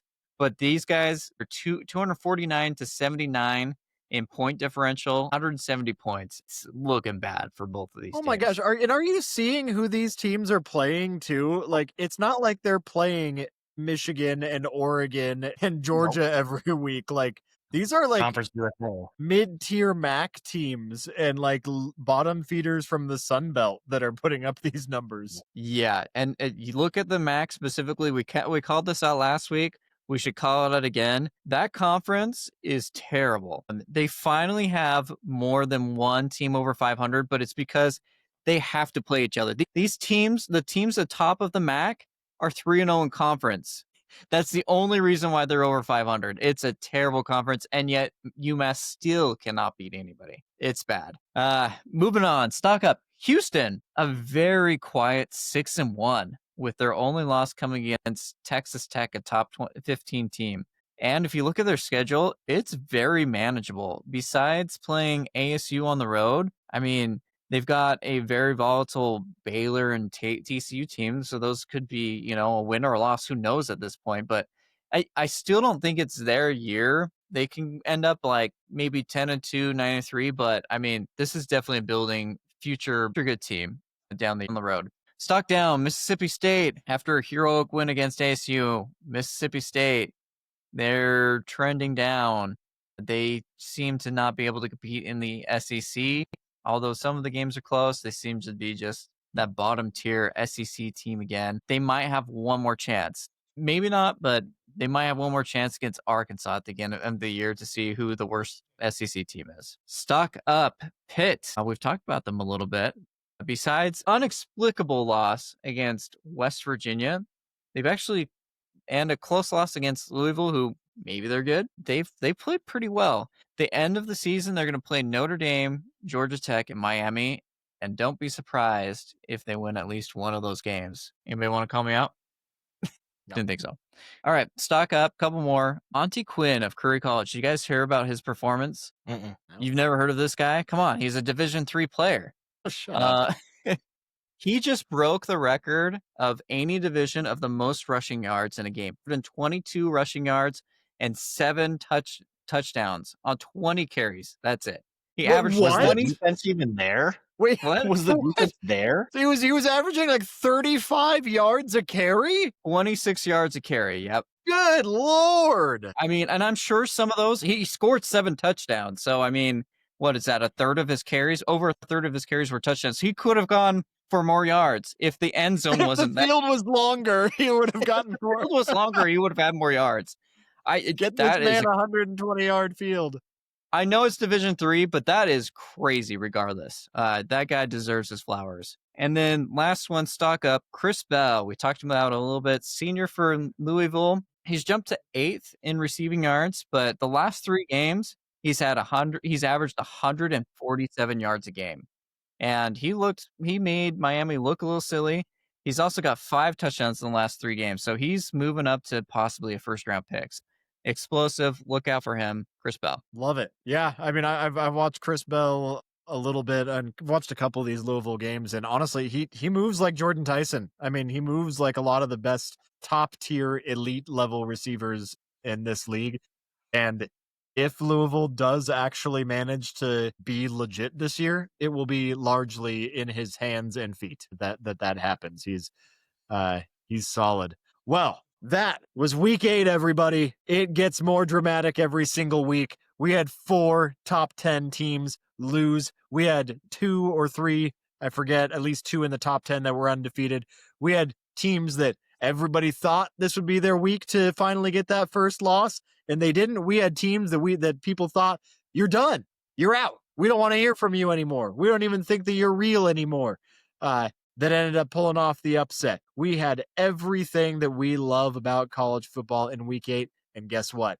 We got another week of it coming up. Here to bring in our week 9 pick'ems for another wild slate. Chase, start us off, my friend. Week 9 highlighted game. Starting off with a Big Ten matchup with a team that I think is overrated. Still, squeaked their way back into the ratings. Illinois going on the road to play Washington. What do you think? Me? All right. This one's actually pretty tough for me because Washington, if you look at them against inferior teams, I mean, they have the best 1-2 duo in maybe college football in Demon Williams Jr. and Jonah Coleman.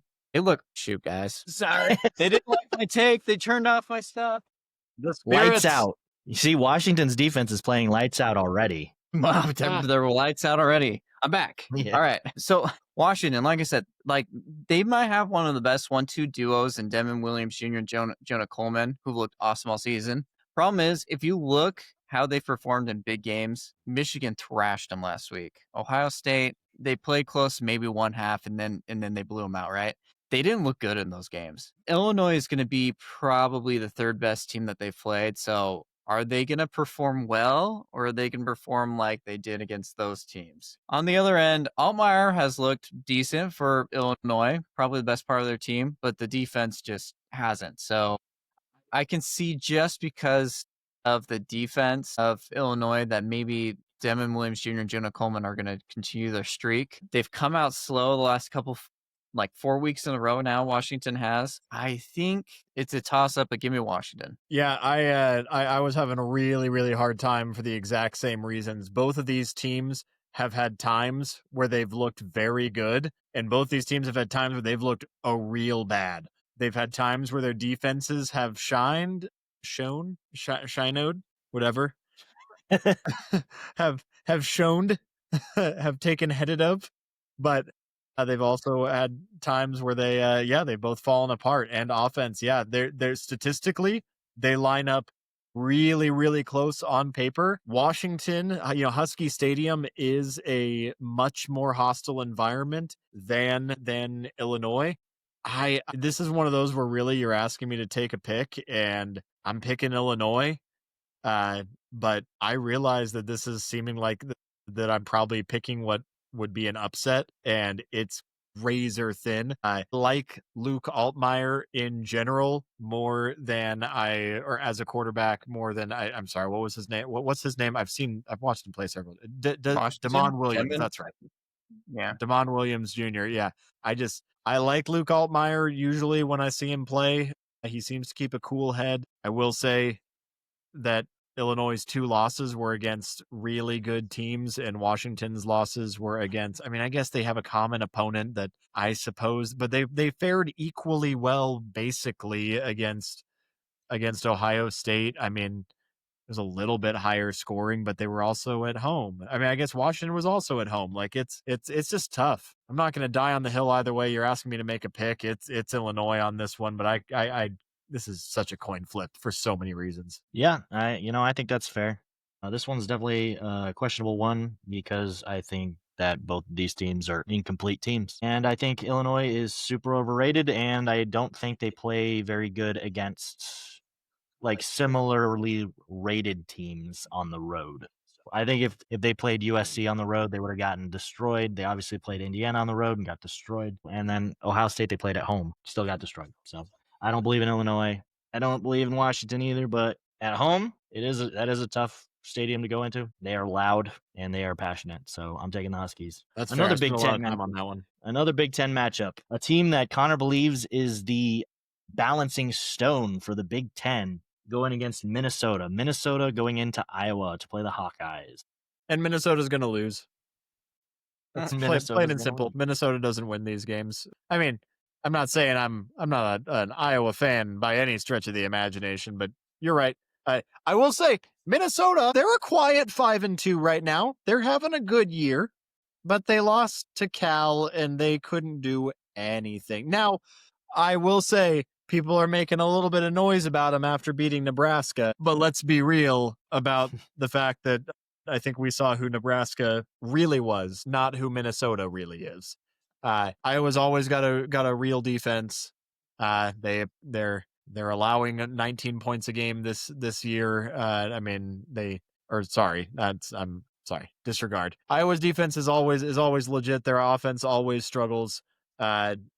Usually Minnesota's in a similar boat, but they do it just slightly worse than Iowa. So yeah, I'm taking Iowa. Yeah, this game's going to be a slugfest.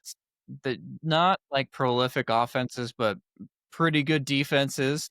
And so don't expect the score to be very high. I mean, don't be surprised if it's like 3-6 or like 12-15 or something. Literally. Like that. Iowa, they're 2 scores away from being undefeated. And I mean, they were 3 points away from beating Indiana. So the difference is Iowa, the way that they are probably going to win this game is their rushing attack is a little bit better this year. And they expect to play clean football and turn you over and run the clock out. And I expect that to continue. They're at home, so that's why I'm just going to pick them by just a thin margin. Yeah, I'm picturing like a 17-10, 14-10 kind of win, maybe 24-13 kind of thing. But yeah, their win margin is like that because that's how Iowa just plays. They can't score more than like 20 points, like ever, pretty much. So that's Iowa's always a stout defense and then a questionable quarterback and a questionable, maybe decent run game. So it's definitely it's a bit hard to pick with these teams, but I'm gonna take Iowa just because they're at home as well. So we're magnanimous. All right, on to the SEC.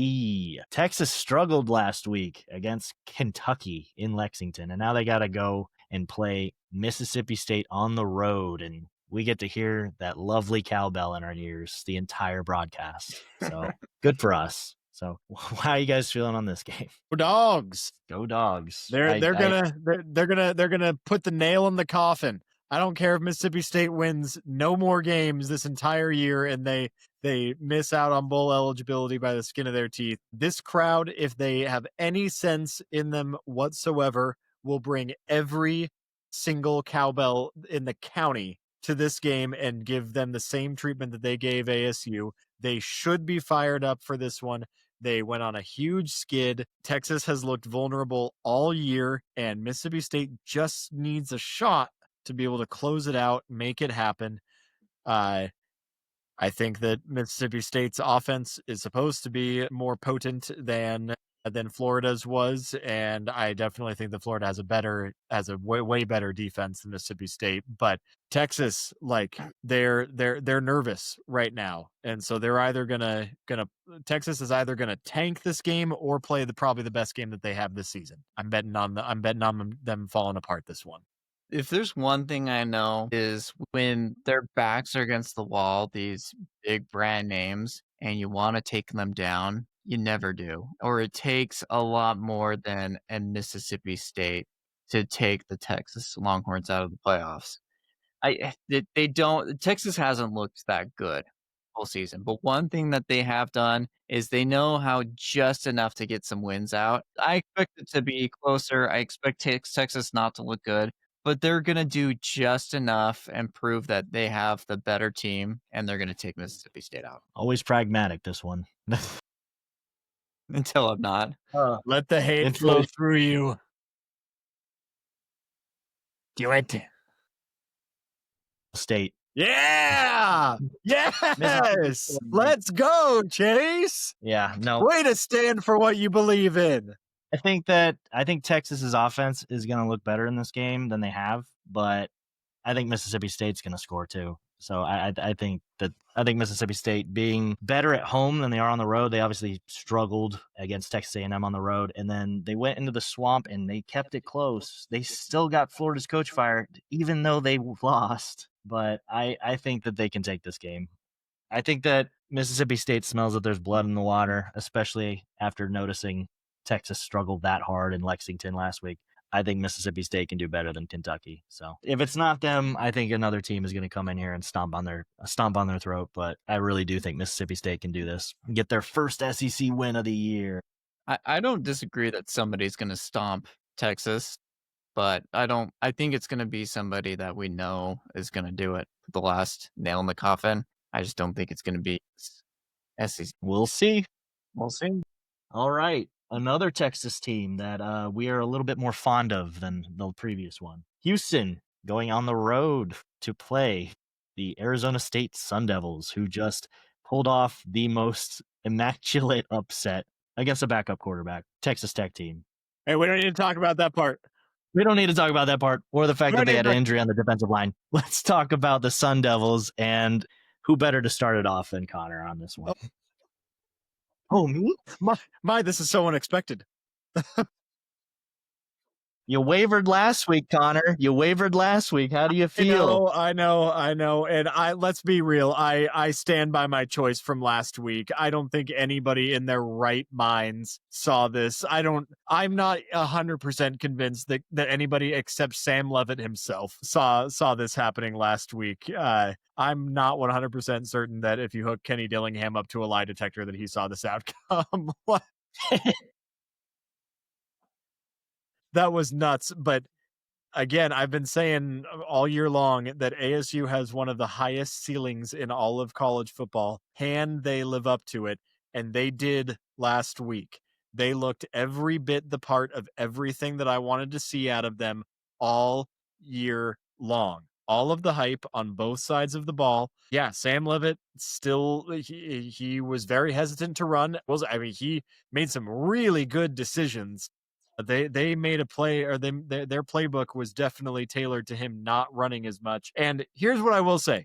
Yes, obviously Will Hammond is not Baron Morton. It's just Baron Morton, right? There's no S in there. Anyway, Texas Tech starting quarterback. Yeah, that's how rent-free Utah's living in my head right now. Not mine. Yeah, right. Texas Tech's starting QB is obviously way better than their backup, but their running game is what has been their bread and butter on offense this year. And ASU helped them to 60 or something yards on total rushing yards. I mean, they got 3 rushing yards and they were something like that. 13 total yards in the whole third quarter. I mean, that was as beautiful of a defensive performance as any team has put up in this season so far, certainly in the conference. It was magnificent. Now, can they go and do it again against an offense that honestly I think Houston's offense is better than or is on par with Texas Tech's. It's just their defense is absolutely obviously not on par with Texas Tech's. Can they do it again? Can they keep the momentum going? Yes, they will. What a shocker there. I know. I can't do it twice. Riding the wave. Is there a more up and down team than ASU this season? Who 1 week, guys, 2 weeks ago, Connor was screaming that the world was black and white, that there was no color, that there was no hope, that the world was ending. His life was over as we knew it. Hello, darkness, my old friend. And all of a sudden, it's all, peaches and cream. Everything's fine now, Connor, isn't it? No, that's not what I'm saying. You're asking me to make a decision against a team that has let me down. I'm saying your fandom represents this team right now, which 1 week they can get totally blown out, look terrible, and then the next week they can look awesome and beat a top 10 team. But who is Arizona State? The beginning of the season, I was like, no, they're very overrated. And then they got good and they got me to buy in, and then all of a sudden they got trashed by Utah. and then they beat Texas Tech. I mean, it's so polarizing. I have no idea who this ASU team is. Here's what I do know: if they play at home, you pick them, and I'm gonna pick ASU because they're playing at home and Levitt's back, so they should be good. I have to praise Houston though. Nobody really thought that they were going to be this good. People thought that they might take a step up. Look out for them in future years. They've got some recruits. The money finally, the full share revenue is finally going to come in. Couple of years, we're going to be talking more seriously about Houston. But for this one, it's just a stepping stone. ASU is going to win this game. Yeah, it's hard for me to defer from this when Connor's staring at me like that. But but like Chance said, if they're playing at home, it's hard to not take them, especially when they beat Texas Tech, which was the game that I was worried about. Also, to piggyback off of what Chance said, it is hard to pick this team and what team we're going to get each week. I still don't understand what happened in that Utah game. Like, I get they were on the road, and I get Sam Leavitt was out. So I get that they didn't score as many points as they should have.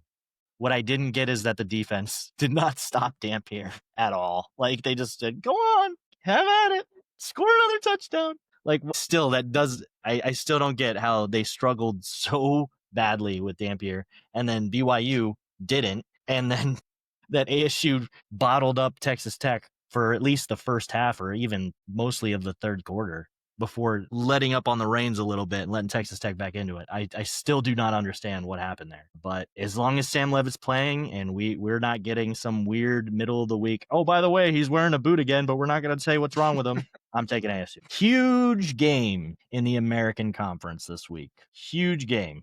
This is a playoff game for that conference. This is University of South Florida, who has looked pristine in every game except against Miami, going on the road to play Memphis, who choked last week against UAB. How do we feel about this team this week?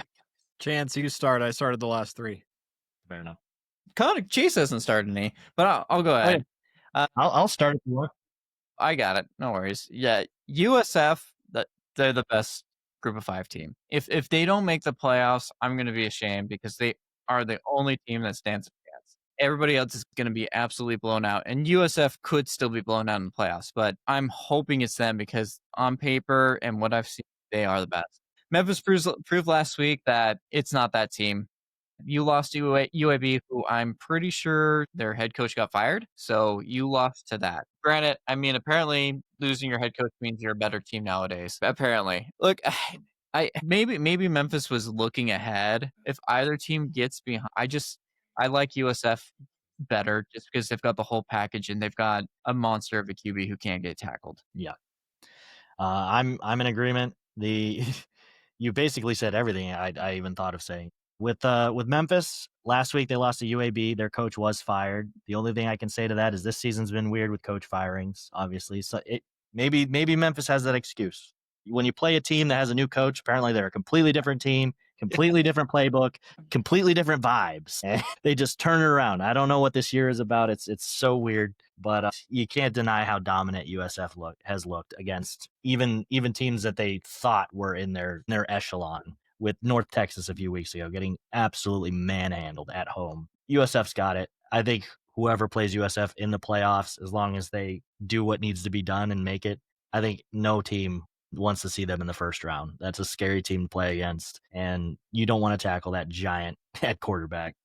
USF as well. Yeah, I mean, you guys have said everything. Until USF shows me a reason not to think that they're by far the best team in the G5, I'm going to keep picking them. Byron Brown is elite. He could start on any team and do well on any team. It is to be determined whether they can stick with legit competition at the next level. But every week, USF looks better, and that loss, though it was a blowout loss, it wasn't like an embarrassment of a blowout loss against Miami. And even though, yes, Miami lost last week, that doesn't diminish the fact that they're still an outstanding, upper tier team. Certainly top 20. Some people can have them dropping as far as they want, but in my opinion, they're still a top 15 team easily. The rankings, I think, are still being pretty generous to them too. And it's not a bad loss for USF, not by any means. Yeah. They're having a good season. Unfortunately, every the kind of bowl game that you put up. Yeah, they're having a good season, but unfortunately, there is a big cloud in the G5 that is covering every other team, and it's South Florida. They're just far and ahead, the better team right now. So, all right, we finished with this team last week because one of us is a huge fan of them, and it was their rivalry game. How do we think they're going to do on the road against an Iowa State team that was looking really good this season until they ran into a few speed bumps? Can they do it on the road, or will the emotions of last week and that celebratory fashion get in the way? Do you want to start or go last? I'll start. You want to know what happened last year? They started like 7-0, 8-0, or whatever, beat Utah. Guess what happened the next two games? Kansas absolutely laid eggs. Yeah. So, you know what's great though? In all the post-game presses or whatever, they all acknowledged it. They said, hey, last year this happened. It's not going to happen again. And I've talked about Iowa State a lot. I don't think I can call them overrated anymore because they're not in the rankings. But they have flaws in their game. They're still a good team. They still could be BYU, no doubt. I mean, I talked about it in the game versus Utah. If BYU finally has found this defensive front and can put pressure and equalize the secondary with it, they're going to be well off. A couple stats really quick. All against Utah. In the game that they won against the rival, the longest yards or the longest plays that BYU has given up is 52 yards. This was on a dumb fumble play where the running back, or it was Dallin Bentley. He caught it. He fumbled it right to the other receiver who got more yards. That was a 52-yard play. There was a 49-yard touchdown run by Daniel Bray, and then a 30-yard pass. All against Utah. Those were the longest plays that BYU has let up this season. They don't give up long plays. Iowa State was going to have to be very disciplined if they want to win this game. They have to go and get each third down and make it a touchdown and not turn the ball over. That's BYU's specialty, is they make you earn it first down by first down by first down until you get the touchdown. And if you slip up, you turn it over, or you don't get a third down conversion, it's BYU's ball. They're going to continue to do that. Rocco Beck doesn't have the weapons that he had last year. They've given up way too many sacks, which gives BYU a big advantage. So I think BYU does get past maybe a trap game. I can see them losing. I'm not going to lie. They did it last year. But I think they've learned it from that. And then they've got Texas Tech on deck, which is probably going to be the Big 12 game of the year up to that point. Absolutely.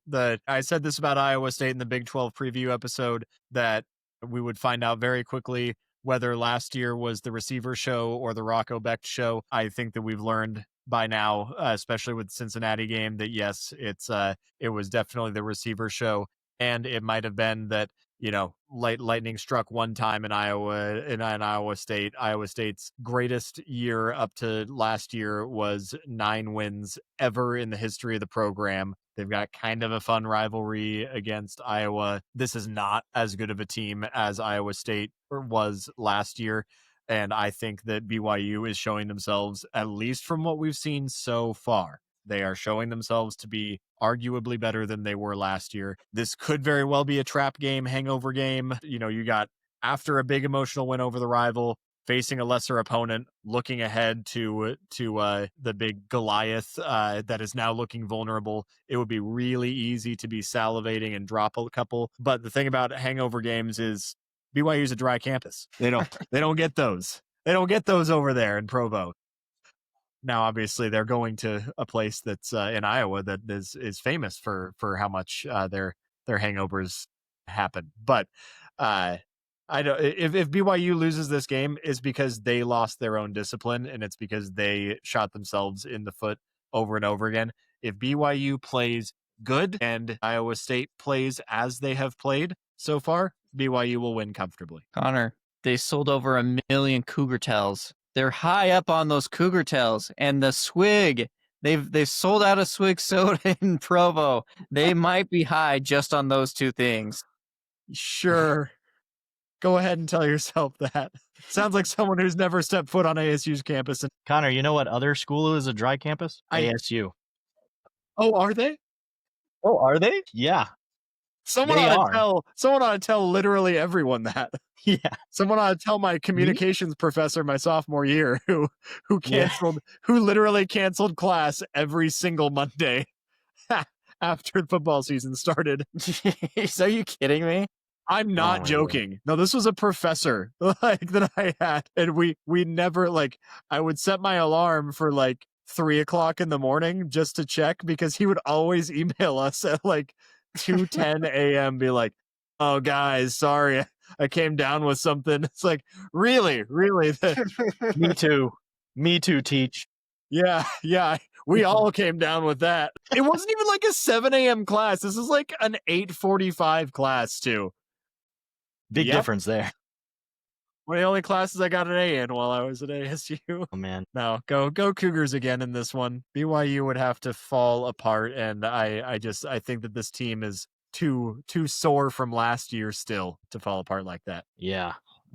Chance, I'm really sorry to tell you this, But you're picking But- BYU. but BYU is coming off a very emotional win, and Iowa State had a bye week to prepare for this game at home. Iowa State needs this game, and they need the next week against ASU to stay relevant, or else they're going to fall back into mediocrity. They need this. Rocco Beck needs to play out of his mind, and that defense needs to step up against a BYU and a Bear Bachmeier, who is just running through everyone in every game he plays in now. Did you And see? he did show. I don't mean to And he interrupt. did show that he struggled on the road against a U of A team with approximately 100 fans, but the Cougars are going to win the game. It's not. It's see. not I as close. was getting worried I about you told there for ya. a second.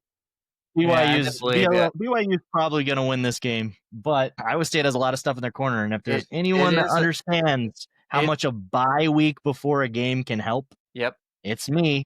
It's a trap game for sure, and I'm just glad that all the coaching staff and all the players recognize. They said, "Hey, we let this happen before. We're not going to let this happen again." They assured us. If they lie to me, don't you lie to me. Anyway, did you see that play though when Bachmeier won? He did the game-winning touchdown. He literally dragged a Utah defender 5 yards. He was holding onto his legs and he dragged him 5 yards. You know what he did to that same defender earlier in the game? Hurdled the crap out of him. I feel bad. I think it's number 23 on Utah. Dude, that guy, he probably lost his starting spot, probably got kicked off the team. I mean, he's forever going to be a meme for BYU. That fullback number really lives up to him. He has really earned up to that number, dude. Oh my God. But what I would say, this could be a lot more different if Texas Tech was the following week, but they have a bye in between that game. So there's no reason to look ahead because you have a whole extra week to prepare for Tech. So you guys should take this one pretty easily. Yeah, but I'm a BYU fan and I've seen this story before. I feel you. Yep, you got a gauntlet coming. So, but I think this one is easier than the other ones, to be fair. But we'll see. Let's rip the scab off. I'm talking to myself, not you guys. Come on, you can do it. Those damn Aggies are coming to Baton Rouge, and they're playing in a night game against the Tigers. Man, I honestly kind of want LSU to lose. I kind of want them to lose. I want Brian Kelly to look a fool, and I want his seat to just be on fire. But I'm not picking against my team. Go Tigers. Go Tigers. They showed the best offense they've had all season last week against Vandy. And Vandy had an extra week to prepare. They were at home, and Vandy is a good team. They might be a little overrated, but Vandy is a good team. They have a fantastic offense, and they came to play at that game. I truly think our offense, Nuss looked better than he's looked all year. Their defense struggled a little bit there, and Texas A&M has showed some wavering against Arkansas, against Florida for at least a half, and a really close one against Notre Dame. I think LSU has a chance in this game, but their offense has to come to play, and their defense has to go back to what they were doing against non-Diego Pavia teams. So go Tigers. Don't care what it looks like. Go Tigers. Baton Rouge is hard to win in. You know, Nussmeier has started to play a little bit better, but where's Caden Durham? Where is that dude? I mean, I haven't seen him show up once. Am I watching the same thing you are, Chase? I had such high expectations for him because he should be this explosive player. Yeah. And that's what I had expected and hyped him up to be. And I haven't seen it. Texas A&M finally showed some weakness, though, against Arkansas last week. Barely beat him every other SEC team, apparently. If not for some terrible clock management, Arkansas probably would have won that game. Yeah.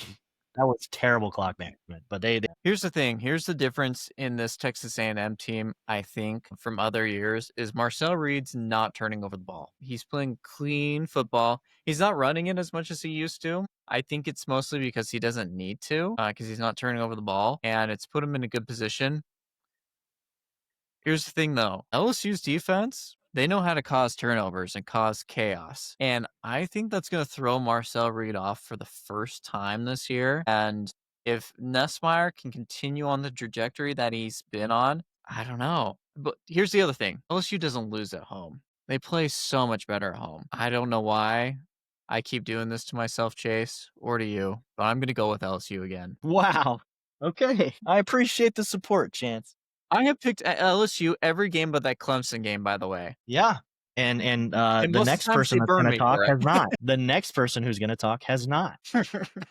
I have said all year long that I don't know why the Aggies are good this year. We've also said over and over again that they have played 5 out of their first 6 games were at home, and their worst game that they played was on the road, Notre Dame. And also, they just went to Arkansas and played their second worst game of the year, which was also on the road. One might argue that Auburn was their second worst game because it was their worst offensive output yet. Yeah, but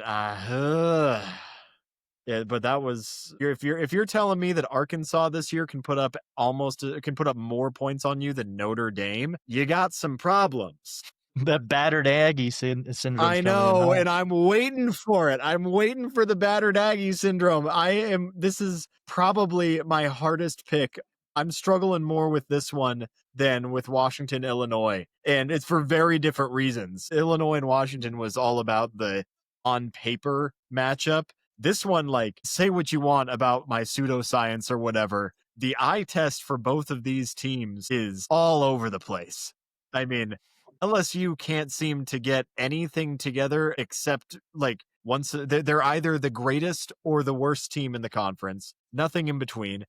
But at home, yeah, they're always amazing at home. But have they played anybody this year at home that has been worthy of the competition that they'll get from Texas A&M? I think I said it last week. I gotta commit. I think I said it last week. Until I see a flaw in A&M, I'm gonna keep picking them. I'm sorry, Chase. I'm sorry. It's personal. Least supportive friend ever. There is something about these Tigers that I don't believe in.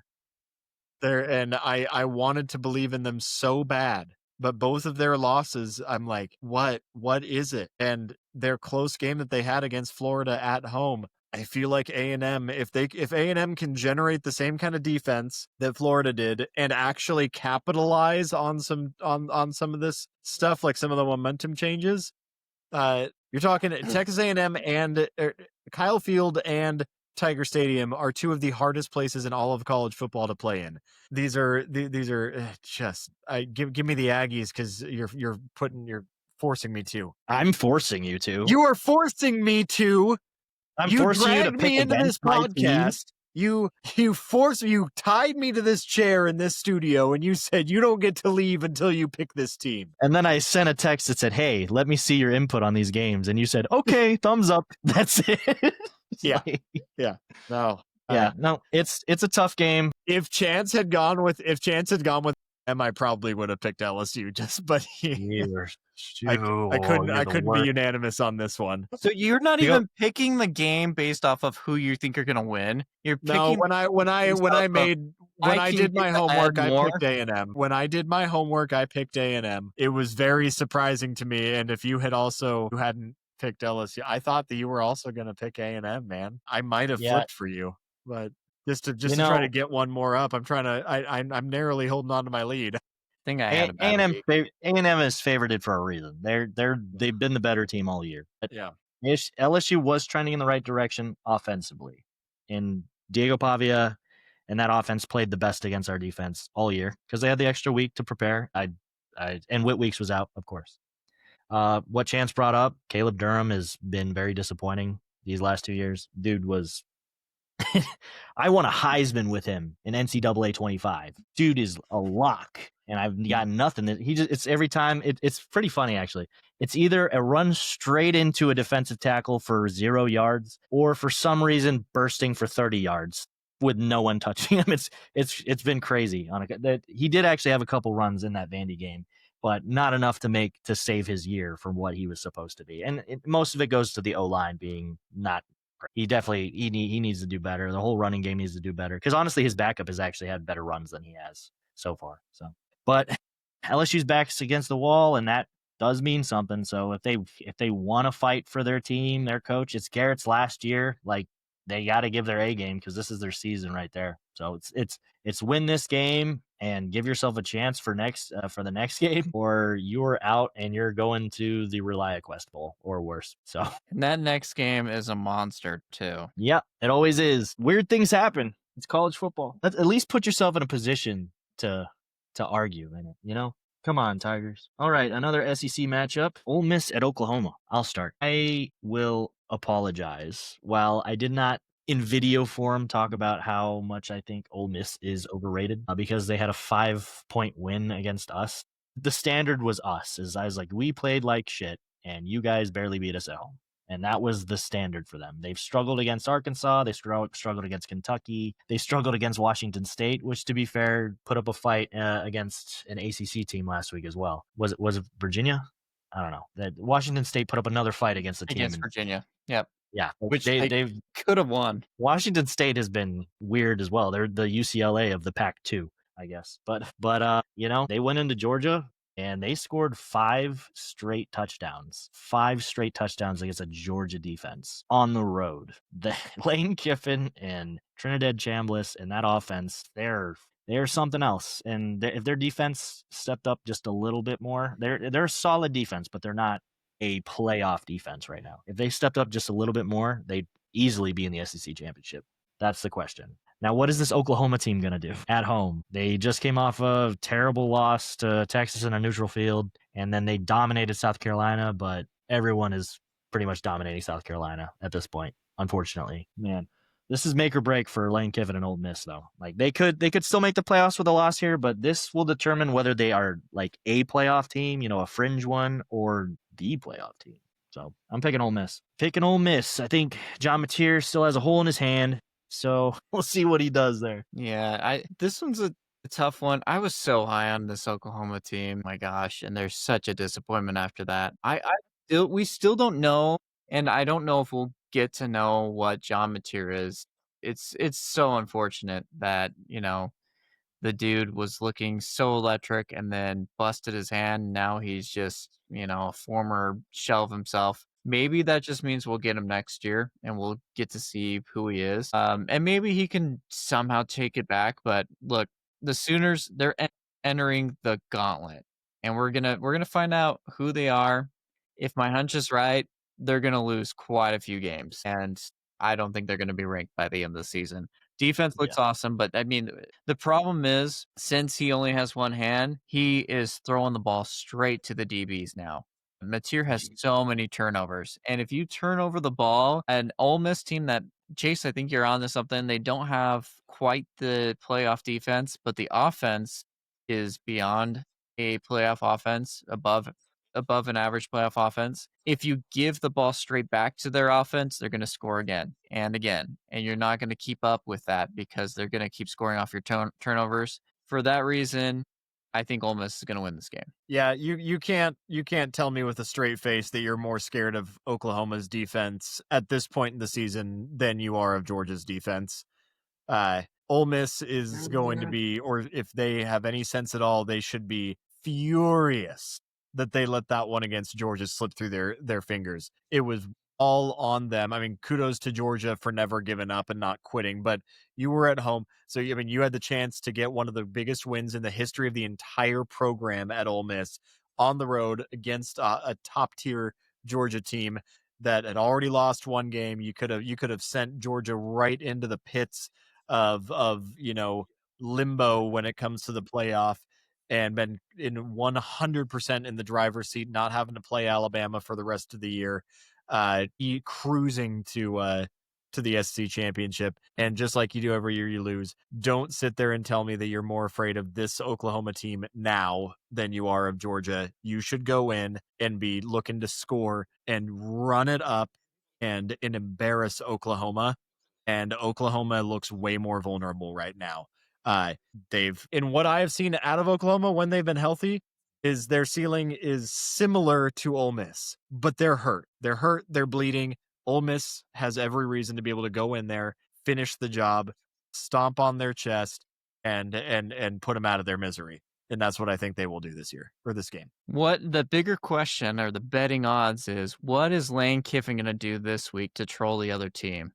I love the whole timeout. What was it? The clapping that he did during the game to troll Kirby. Did you get with the ref that he like just teasing the ref? No, I didn't call timeout. I was clapping. He is so unserious. Like, have crazy. You, on an unrelated note, have you guys seen Lane Kiffin? Weird question. Have you seen Lane Kiffin with his shirt off? Yeah. The dude's absolutely ripped. What the heck? Yeah. It's that hot yoga, man. Dude, I don't know. Yeah, he had a great workout the other morning. Yeah. That's the picture I saw, and I was like, "Oh my god, good for you, coach." Did you see the comment he had on what was it, ESPN or College Game Day with Nick Saban and his wife Terry going on her speech about Saban not taking any jobs or whatever? He's like, we got to let the baby coaches win. And Lane Kiffin literally said, "Thanks, Mom."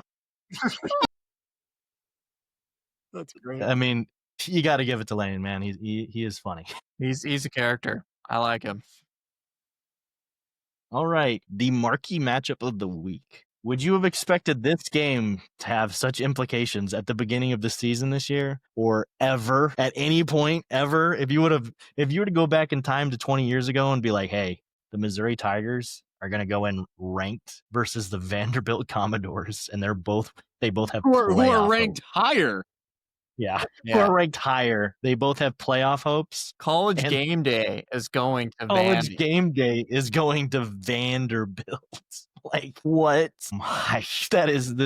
We're in 10 years ago. Try 4 years ago. Alternate dimension right now. I don't know what is going on. Connor, you're a huge fan of one of these teams, so let's hear it from you first. I'm a Vanderbilt. That's for sure. I said I couldn't bet against Diego Pavia. I still can't bet against Diego Pavia, and it makes me so mad because I really like this Missouri team. There is so much to like about Mizzou this year. Man, I just cannot bring myself to do it. These are two teams that I really, really like and want nothing but success for in this conference, and I think it's good for the sport.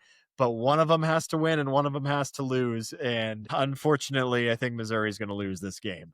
Go Commodores. Pavia, man, what are you going to say? Well, what can I say about him? He's an animal. He's a legend. He's the Scattaboo of quarterbacks. I love the guy. I don't. I'm sorry. You and Alabama have that in common. Here's an interesting stat for you guys. In a league that half the teams are in the AP top 25, or it seems like they are, Missouri does not have a top 25 victory yet. I struggle to really know what both of these teams are still. They've kind of proven themselves, but for some reason, I just can't wrap my head around it. I don't know if it's the programs themselves or if there's just something missing. I don't know. They could be good, but I don't know yet. Here's what I do know. Usually if there's a team that is top 10 in offense and defense, that's usually a good sign. And Missouri might have the most balanced offense out of anybody in the country. Ole Miss, too. I forgot to mention that in their segment. They've got Lacey is tearing it up as a running back, so they're doing great. But, man, Missouri, they run the ball all over you. They pass the ball all over you. Their defense is good. And even though they don't have a top 25 win, they have the clearest pathway, I think, to the SEC championship, besides maybe A&M. Well, it's because they don't have to play A&M. Vanderbilt does. I think Vandy's had to play a couple of difficult games in a row. They might be banged up. And so I'm just going to barely give the edge to Missouri in this one. Vandy. I picked you against South Carolina, and I'm picking you today. Go Commodores. Unfortunately. Rip it off. Yeah, go Commodores. With Mizzou, I think Mizzou is a great team, a lot better than they were in the past years. But they have a really amazing running attack, solid passing attack, and a pretty stout defense. However, the question with them is, how do they play on the road? Because all of their games were home games until last week against Auburn. Yeah. And boy, did they struggle against Auburn. And once again, Jordan-Hare is a tough place to play for anybody, but they struggled. And now they got to go on the road again and play Vandy on the road. And that stadium's not half sold anymore. Those seats are filled.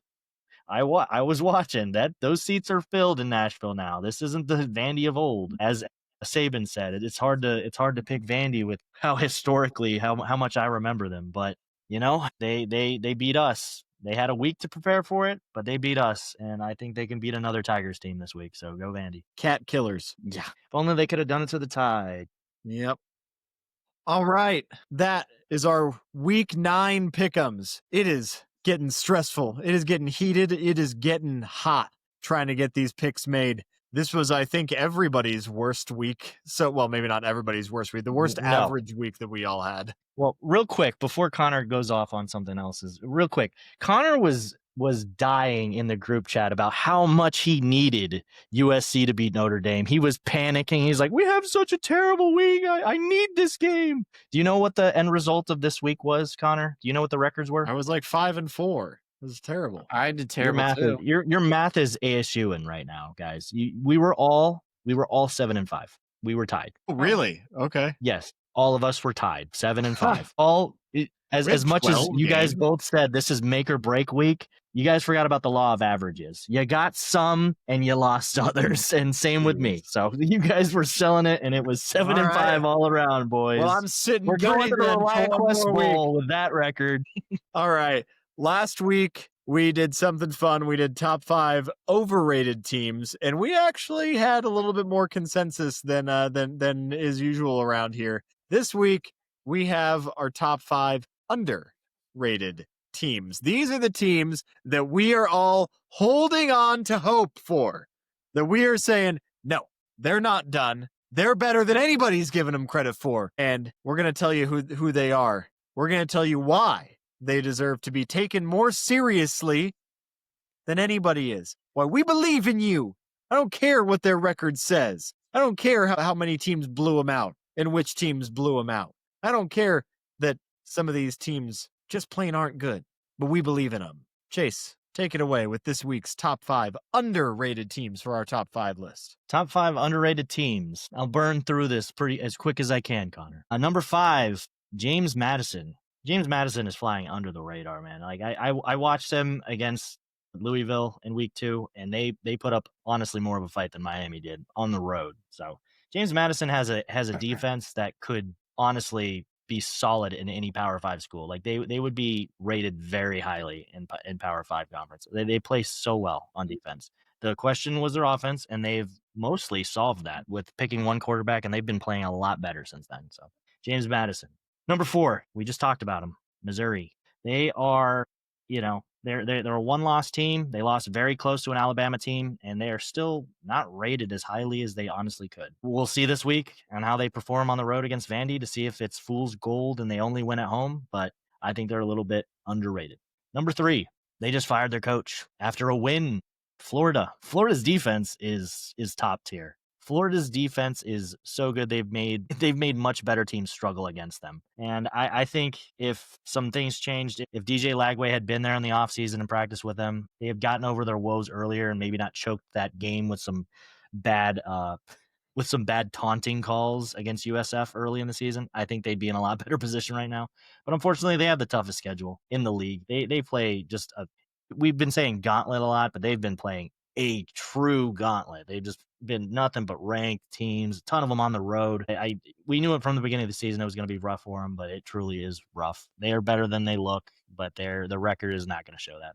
Number 2, I was convinced by Chance on this one because he put up a really good argument, and I'm going to let him talk about it mostly, but Arkansas. I went back and watched that A&M game, and their offense is amazing. Taylon Green is so fun to watch, even with basically a knee brace on. That dude is electric. And if their defense was anything, they would be in contention for the SEC.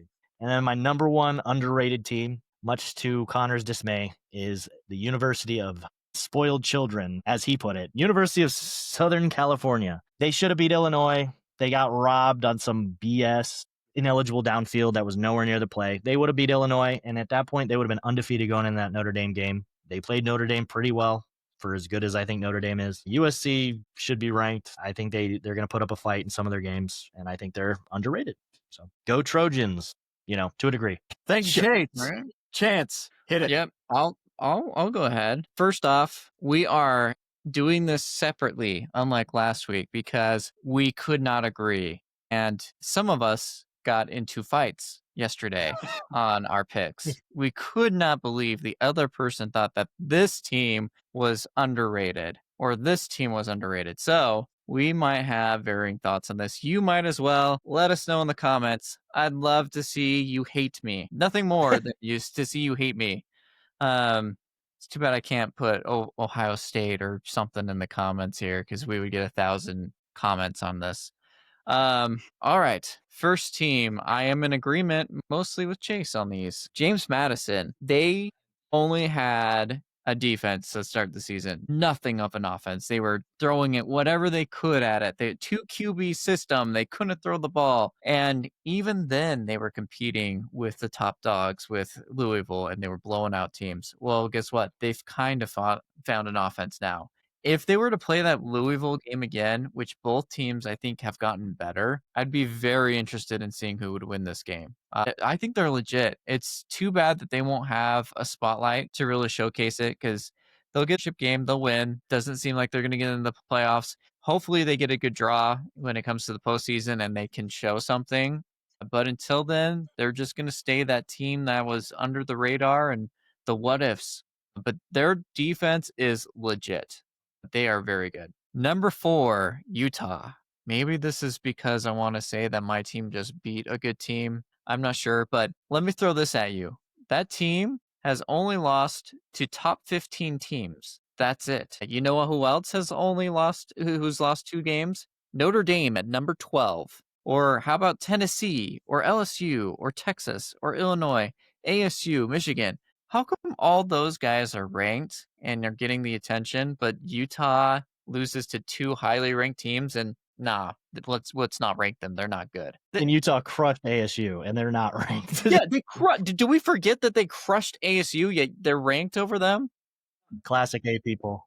Yeah.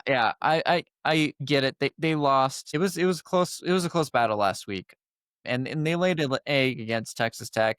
Maybe Dampier was injured. Maybe they gassed out. I don't know, but I still think highly of that team. I think they're a good team, and don't be surprised if they win out the rest of the year.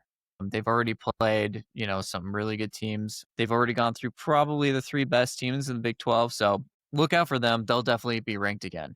Number 3, Chase. I don't know how I convinced you, but Arkansas. If you look at their games, it tells a very different story than what their record shows. Their record is bad. What are they, 2-5 now or something like that? Are they 2-5? Yeah, they're 2-5. Yeah.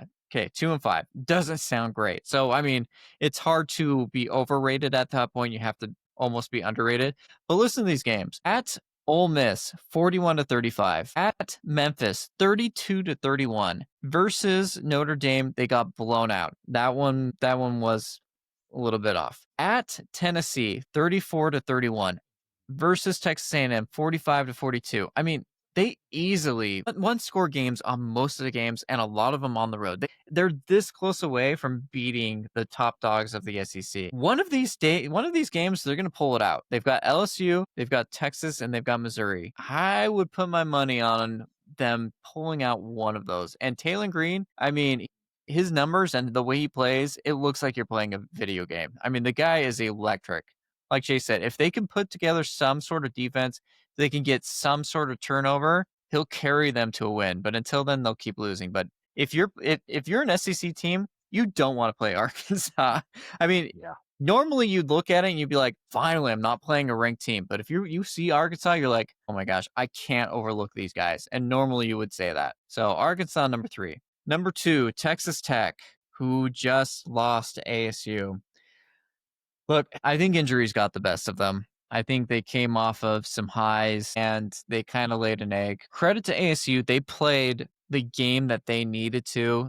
And ASU had high expectations going into the season, and they certainly delivered that game. But I'm not giving up on this Texas Tech team. They'll get back their starting quarterback, who I think is better than you're saying, Connor. He's only shown that he's been a really good quarterback this season. And they've got some key defensive linemen, as Chase had mentioned, that are out. They hopefully get him back for the playoffs. I've seen most people are actually saying the Big 12 is going to get 2 playoff spots, and Texas Tech being one of them. I still believe in them. I think they can get to the playoffs, and I think they can perform there as well. And then number 1, I've got Florida. This is another team where it's like, geez, that's their record. And it's because they've played flipping everybody, and you can't win every game when you play everybody. I mean, I would be scared to play them because you don't know what you're going to get out of their offense. And if they come out on a good offensive day, it's actually more probable that you'll lose if they actually play good offense. You have to pray that they throw 5 picks, right, Chase? Yeah. But their defense is legit. And if you're playing in the swamp, man, that is a hard environment. So, yeah, you don't look forward to playing the Gators. That's a tough game. That's my top 5 list. Outstanding. I really like, it was fun to agree with each other last week, but I do like how much disparity there. How much Yeah, someone Connor, disagrees. How which much one do you someone not- disagrees. Which do you not disagree with, or what do you not agree with? Well, we're here. I mean, we all saw each other's lists before this, so I'll go into it. But you want my underrated. I'm not going to go and counter every single argument that you've made. This is your No, list. you don't. It's your You opinion. called out one team in particular, though. I want to hear it. Which one was the one that I forgot which one. You know which one it was. It was the only one you pointed out. Was it Arkansas? That was the one that Yeah. I mean, I don't know. Again, this is why I don't want to argue, because first of all, it's your list and we analyze things very differently. They got no clutch. They can't close out a game to save their lives. And if they're competitive in every single game, but they can't close it out, that matters, and that matters to me as to whether they should be underrated. And so maybe that plays a little bit into how I made my list. So I did agree. Number 5, I think JMU. James Madison is an extremely proud program. People don't realize just how dominant they were in the FCS.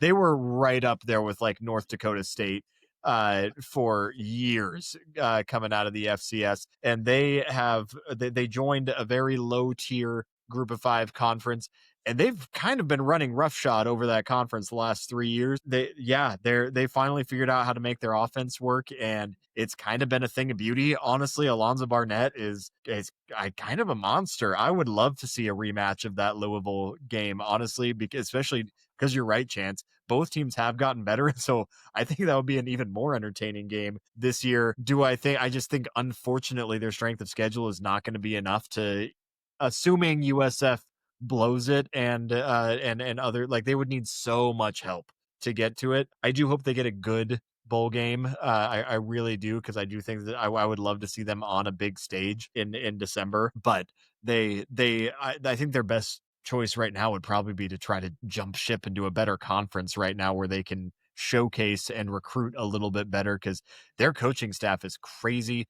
For a Group of 5 school that was FCS not too long ago, they're pulling in some recruits and they're developing them. If they can pull in some higher level recruits with the same ability to develop, they could be a legitimate team in the Group of 5.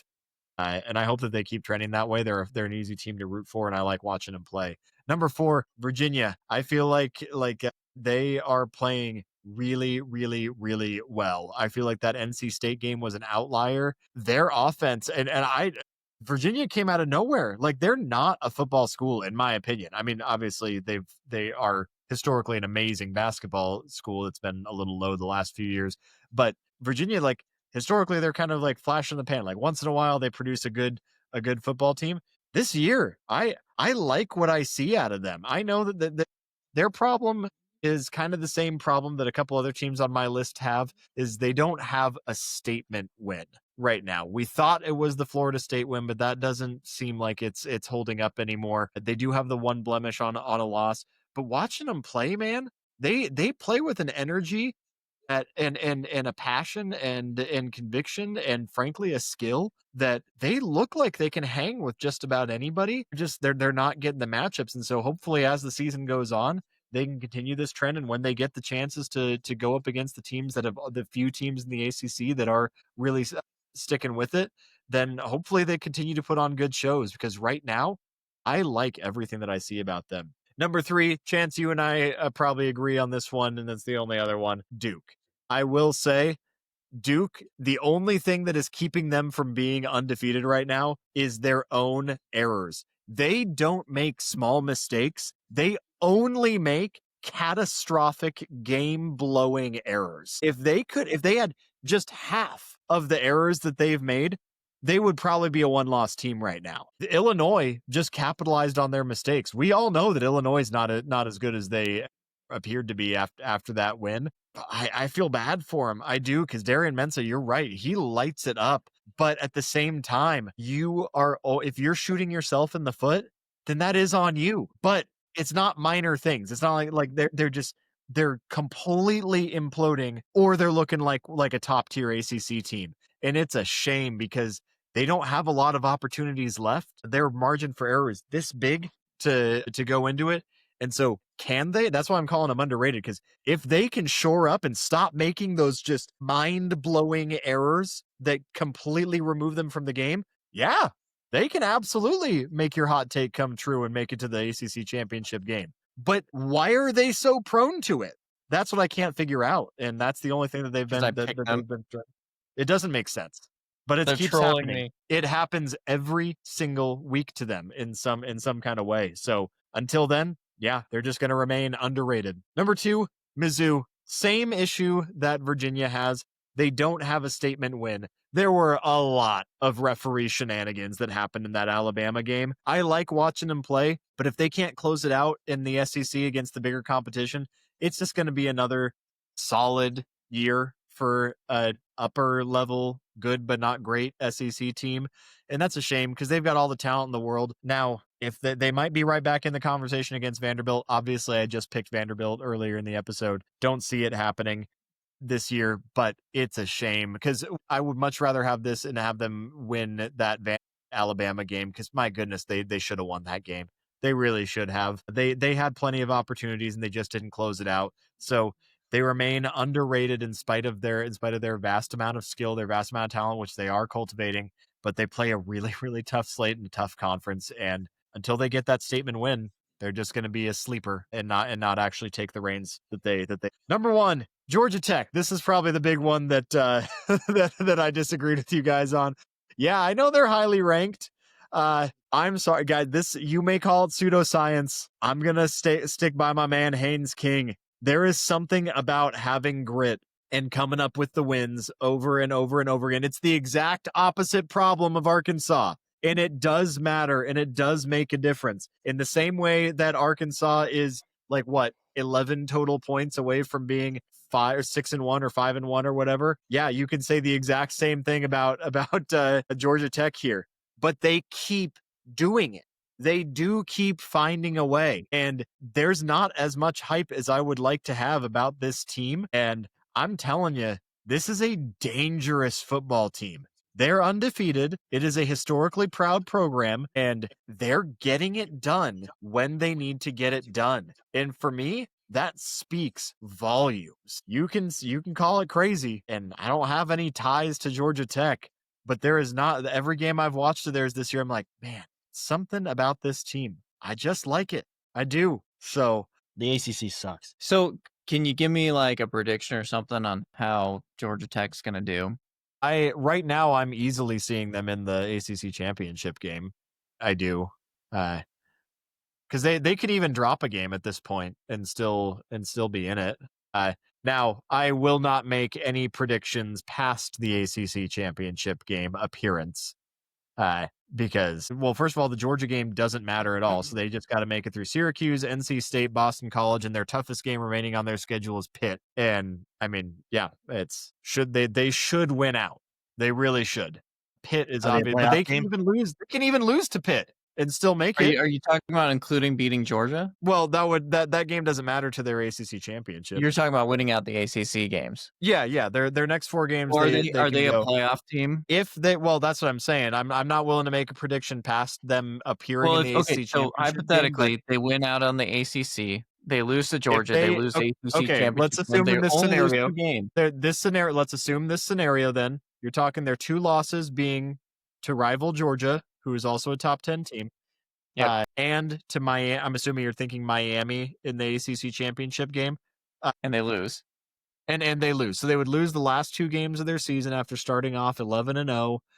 It would, no, honestly, no. At that point, if they can't close it out, then no, because then that would reveal that their strength of schedule, that they did have close games. No, I would, if they lose those 2, but if they win, no, I think that would be enough. I think in that scenario, losing to a Miami team who might be top 5 at that point and losing to a playoff Georgia team, I think they're in. But you're talking 2 consecutive losses to end the year, and they don't play Virginia. That's the thing. So you're saying that if they lose their last 2 games of the season against other playoff teams, okay, they would have to play them really close again. But then also, if you're saying, but I also think that Virginia has a really easy path to the playoff. They can they can just as easily, I should say, just as easily as Georgia Tech make it to the playoff. There's a good chance that the ACC championship is Georgia Tech versus Virginia. Well, and you got SMU up there, like Miami dropped it, man. They messed up big time with that loss, because they could still be a top 5 team and not be in the ACC championship just because SMU, Virginia, and Georgia Tech all end up running the table. So let me get this straight. You're saying that they're the most underrated team in the country. They're ranked number 7, and you're not willing to commit that they will make the playoffs. Am I hearing that correctly? As well, I wouldn't be surprised, but if you're asking me, if you're saying like, but they're number 7, and they are the most underrated team in the country at number 7, and you can't say that they're gonna make the playoffs. Underrated doesn't mean that I think that they're secretly the best team in the country. Well, they're number 7. But they should underrated. be the best. They should be one of the best 12 teams in the country, though. Right? You're trying to bait me. You're trying to bait me right now, Chance. I'm not going to do it. Bait you into what? Into a hot take. You're trying to get me to say that Georgia Tech is going to be a playoff team. Are they? Okay, so you're saying that my alternative, that I have to die on the hill of either no, they won't be a playoff team, or yes, they absolutely will be a playoff team. There's a very real chance that the committee leaves them out if they lose the last 2 games of their season, the second game being the ACC championship game. Number 7 team, the most underrated team in the country, and you don't believe in them? You're just so mad that I picked this team because you don't like them. You're just mad that...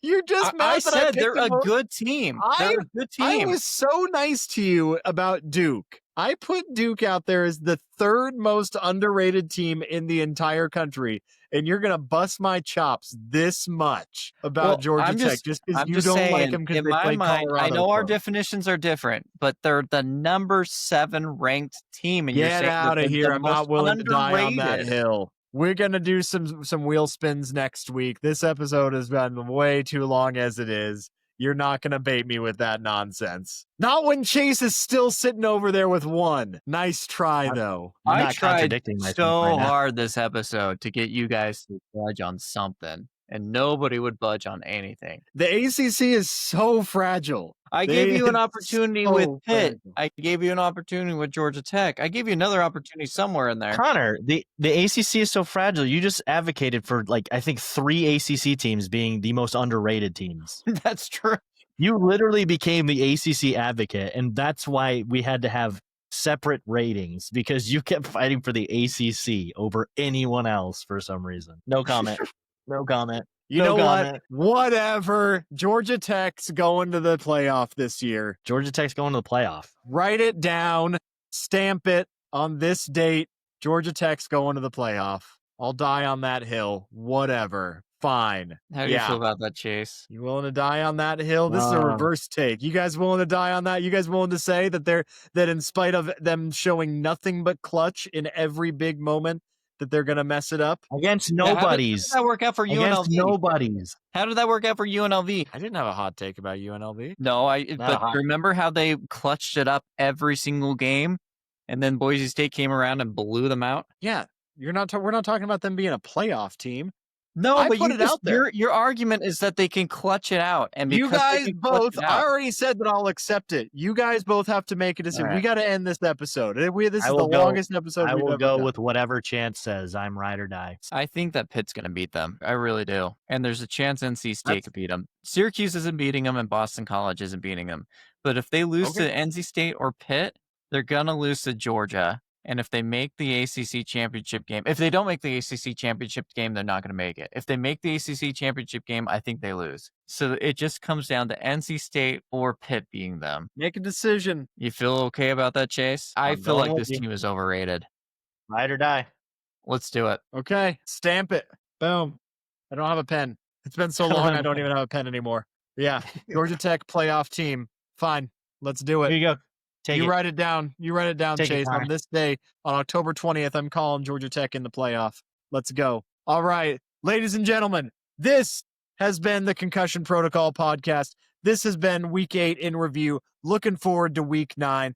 This has been a fun one. It's been like 3 or 4 weeks. We finally got another hot take.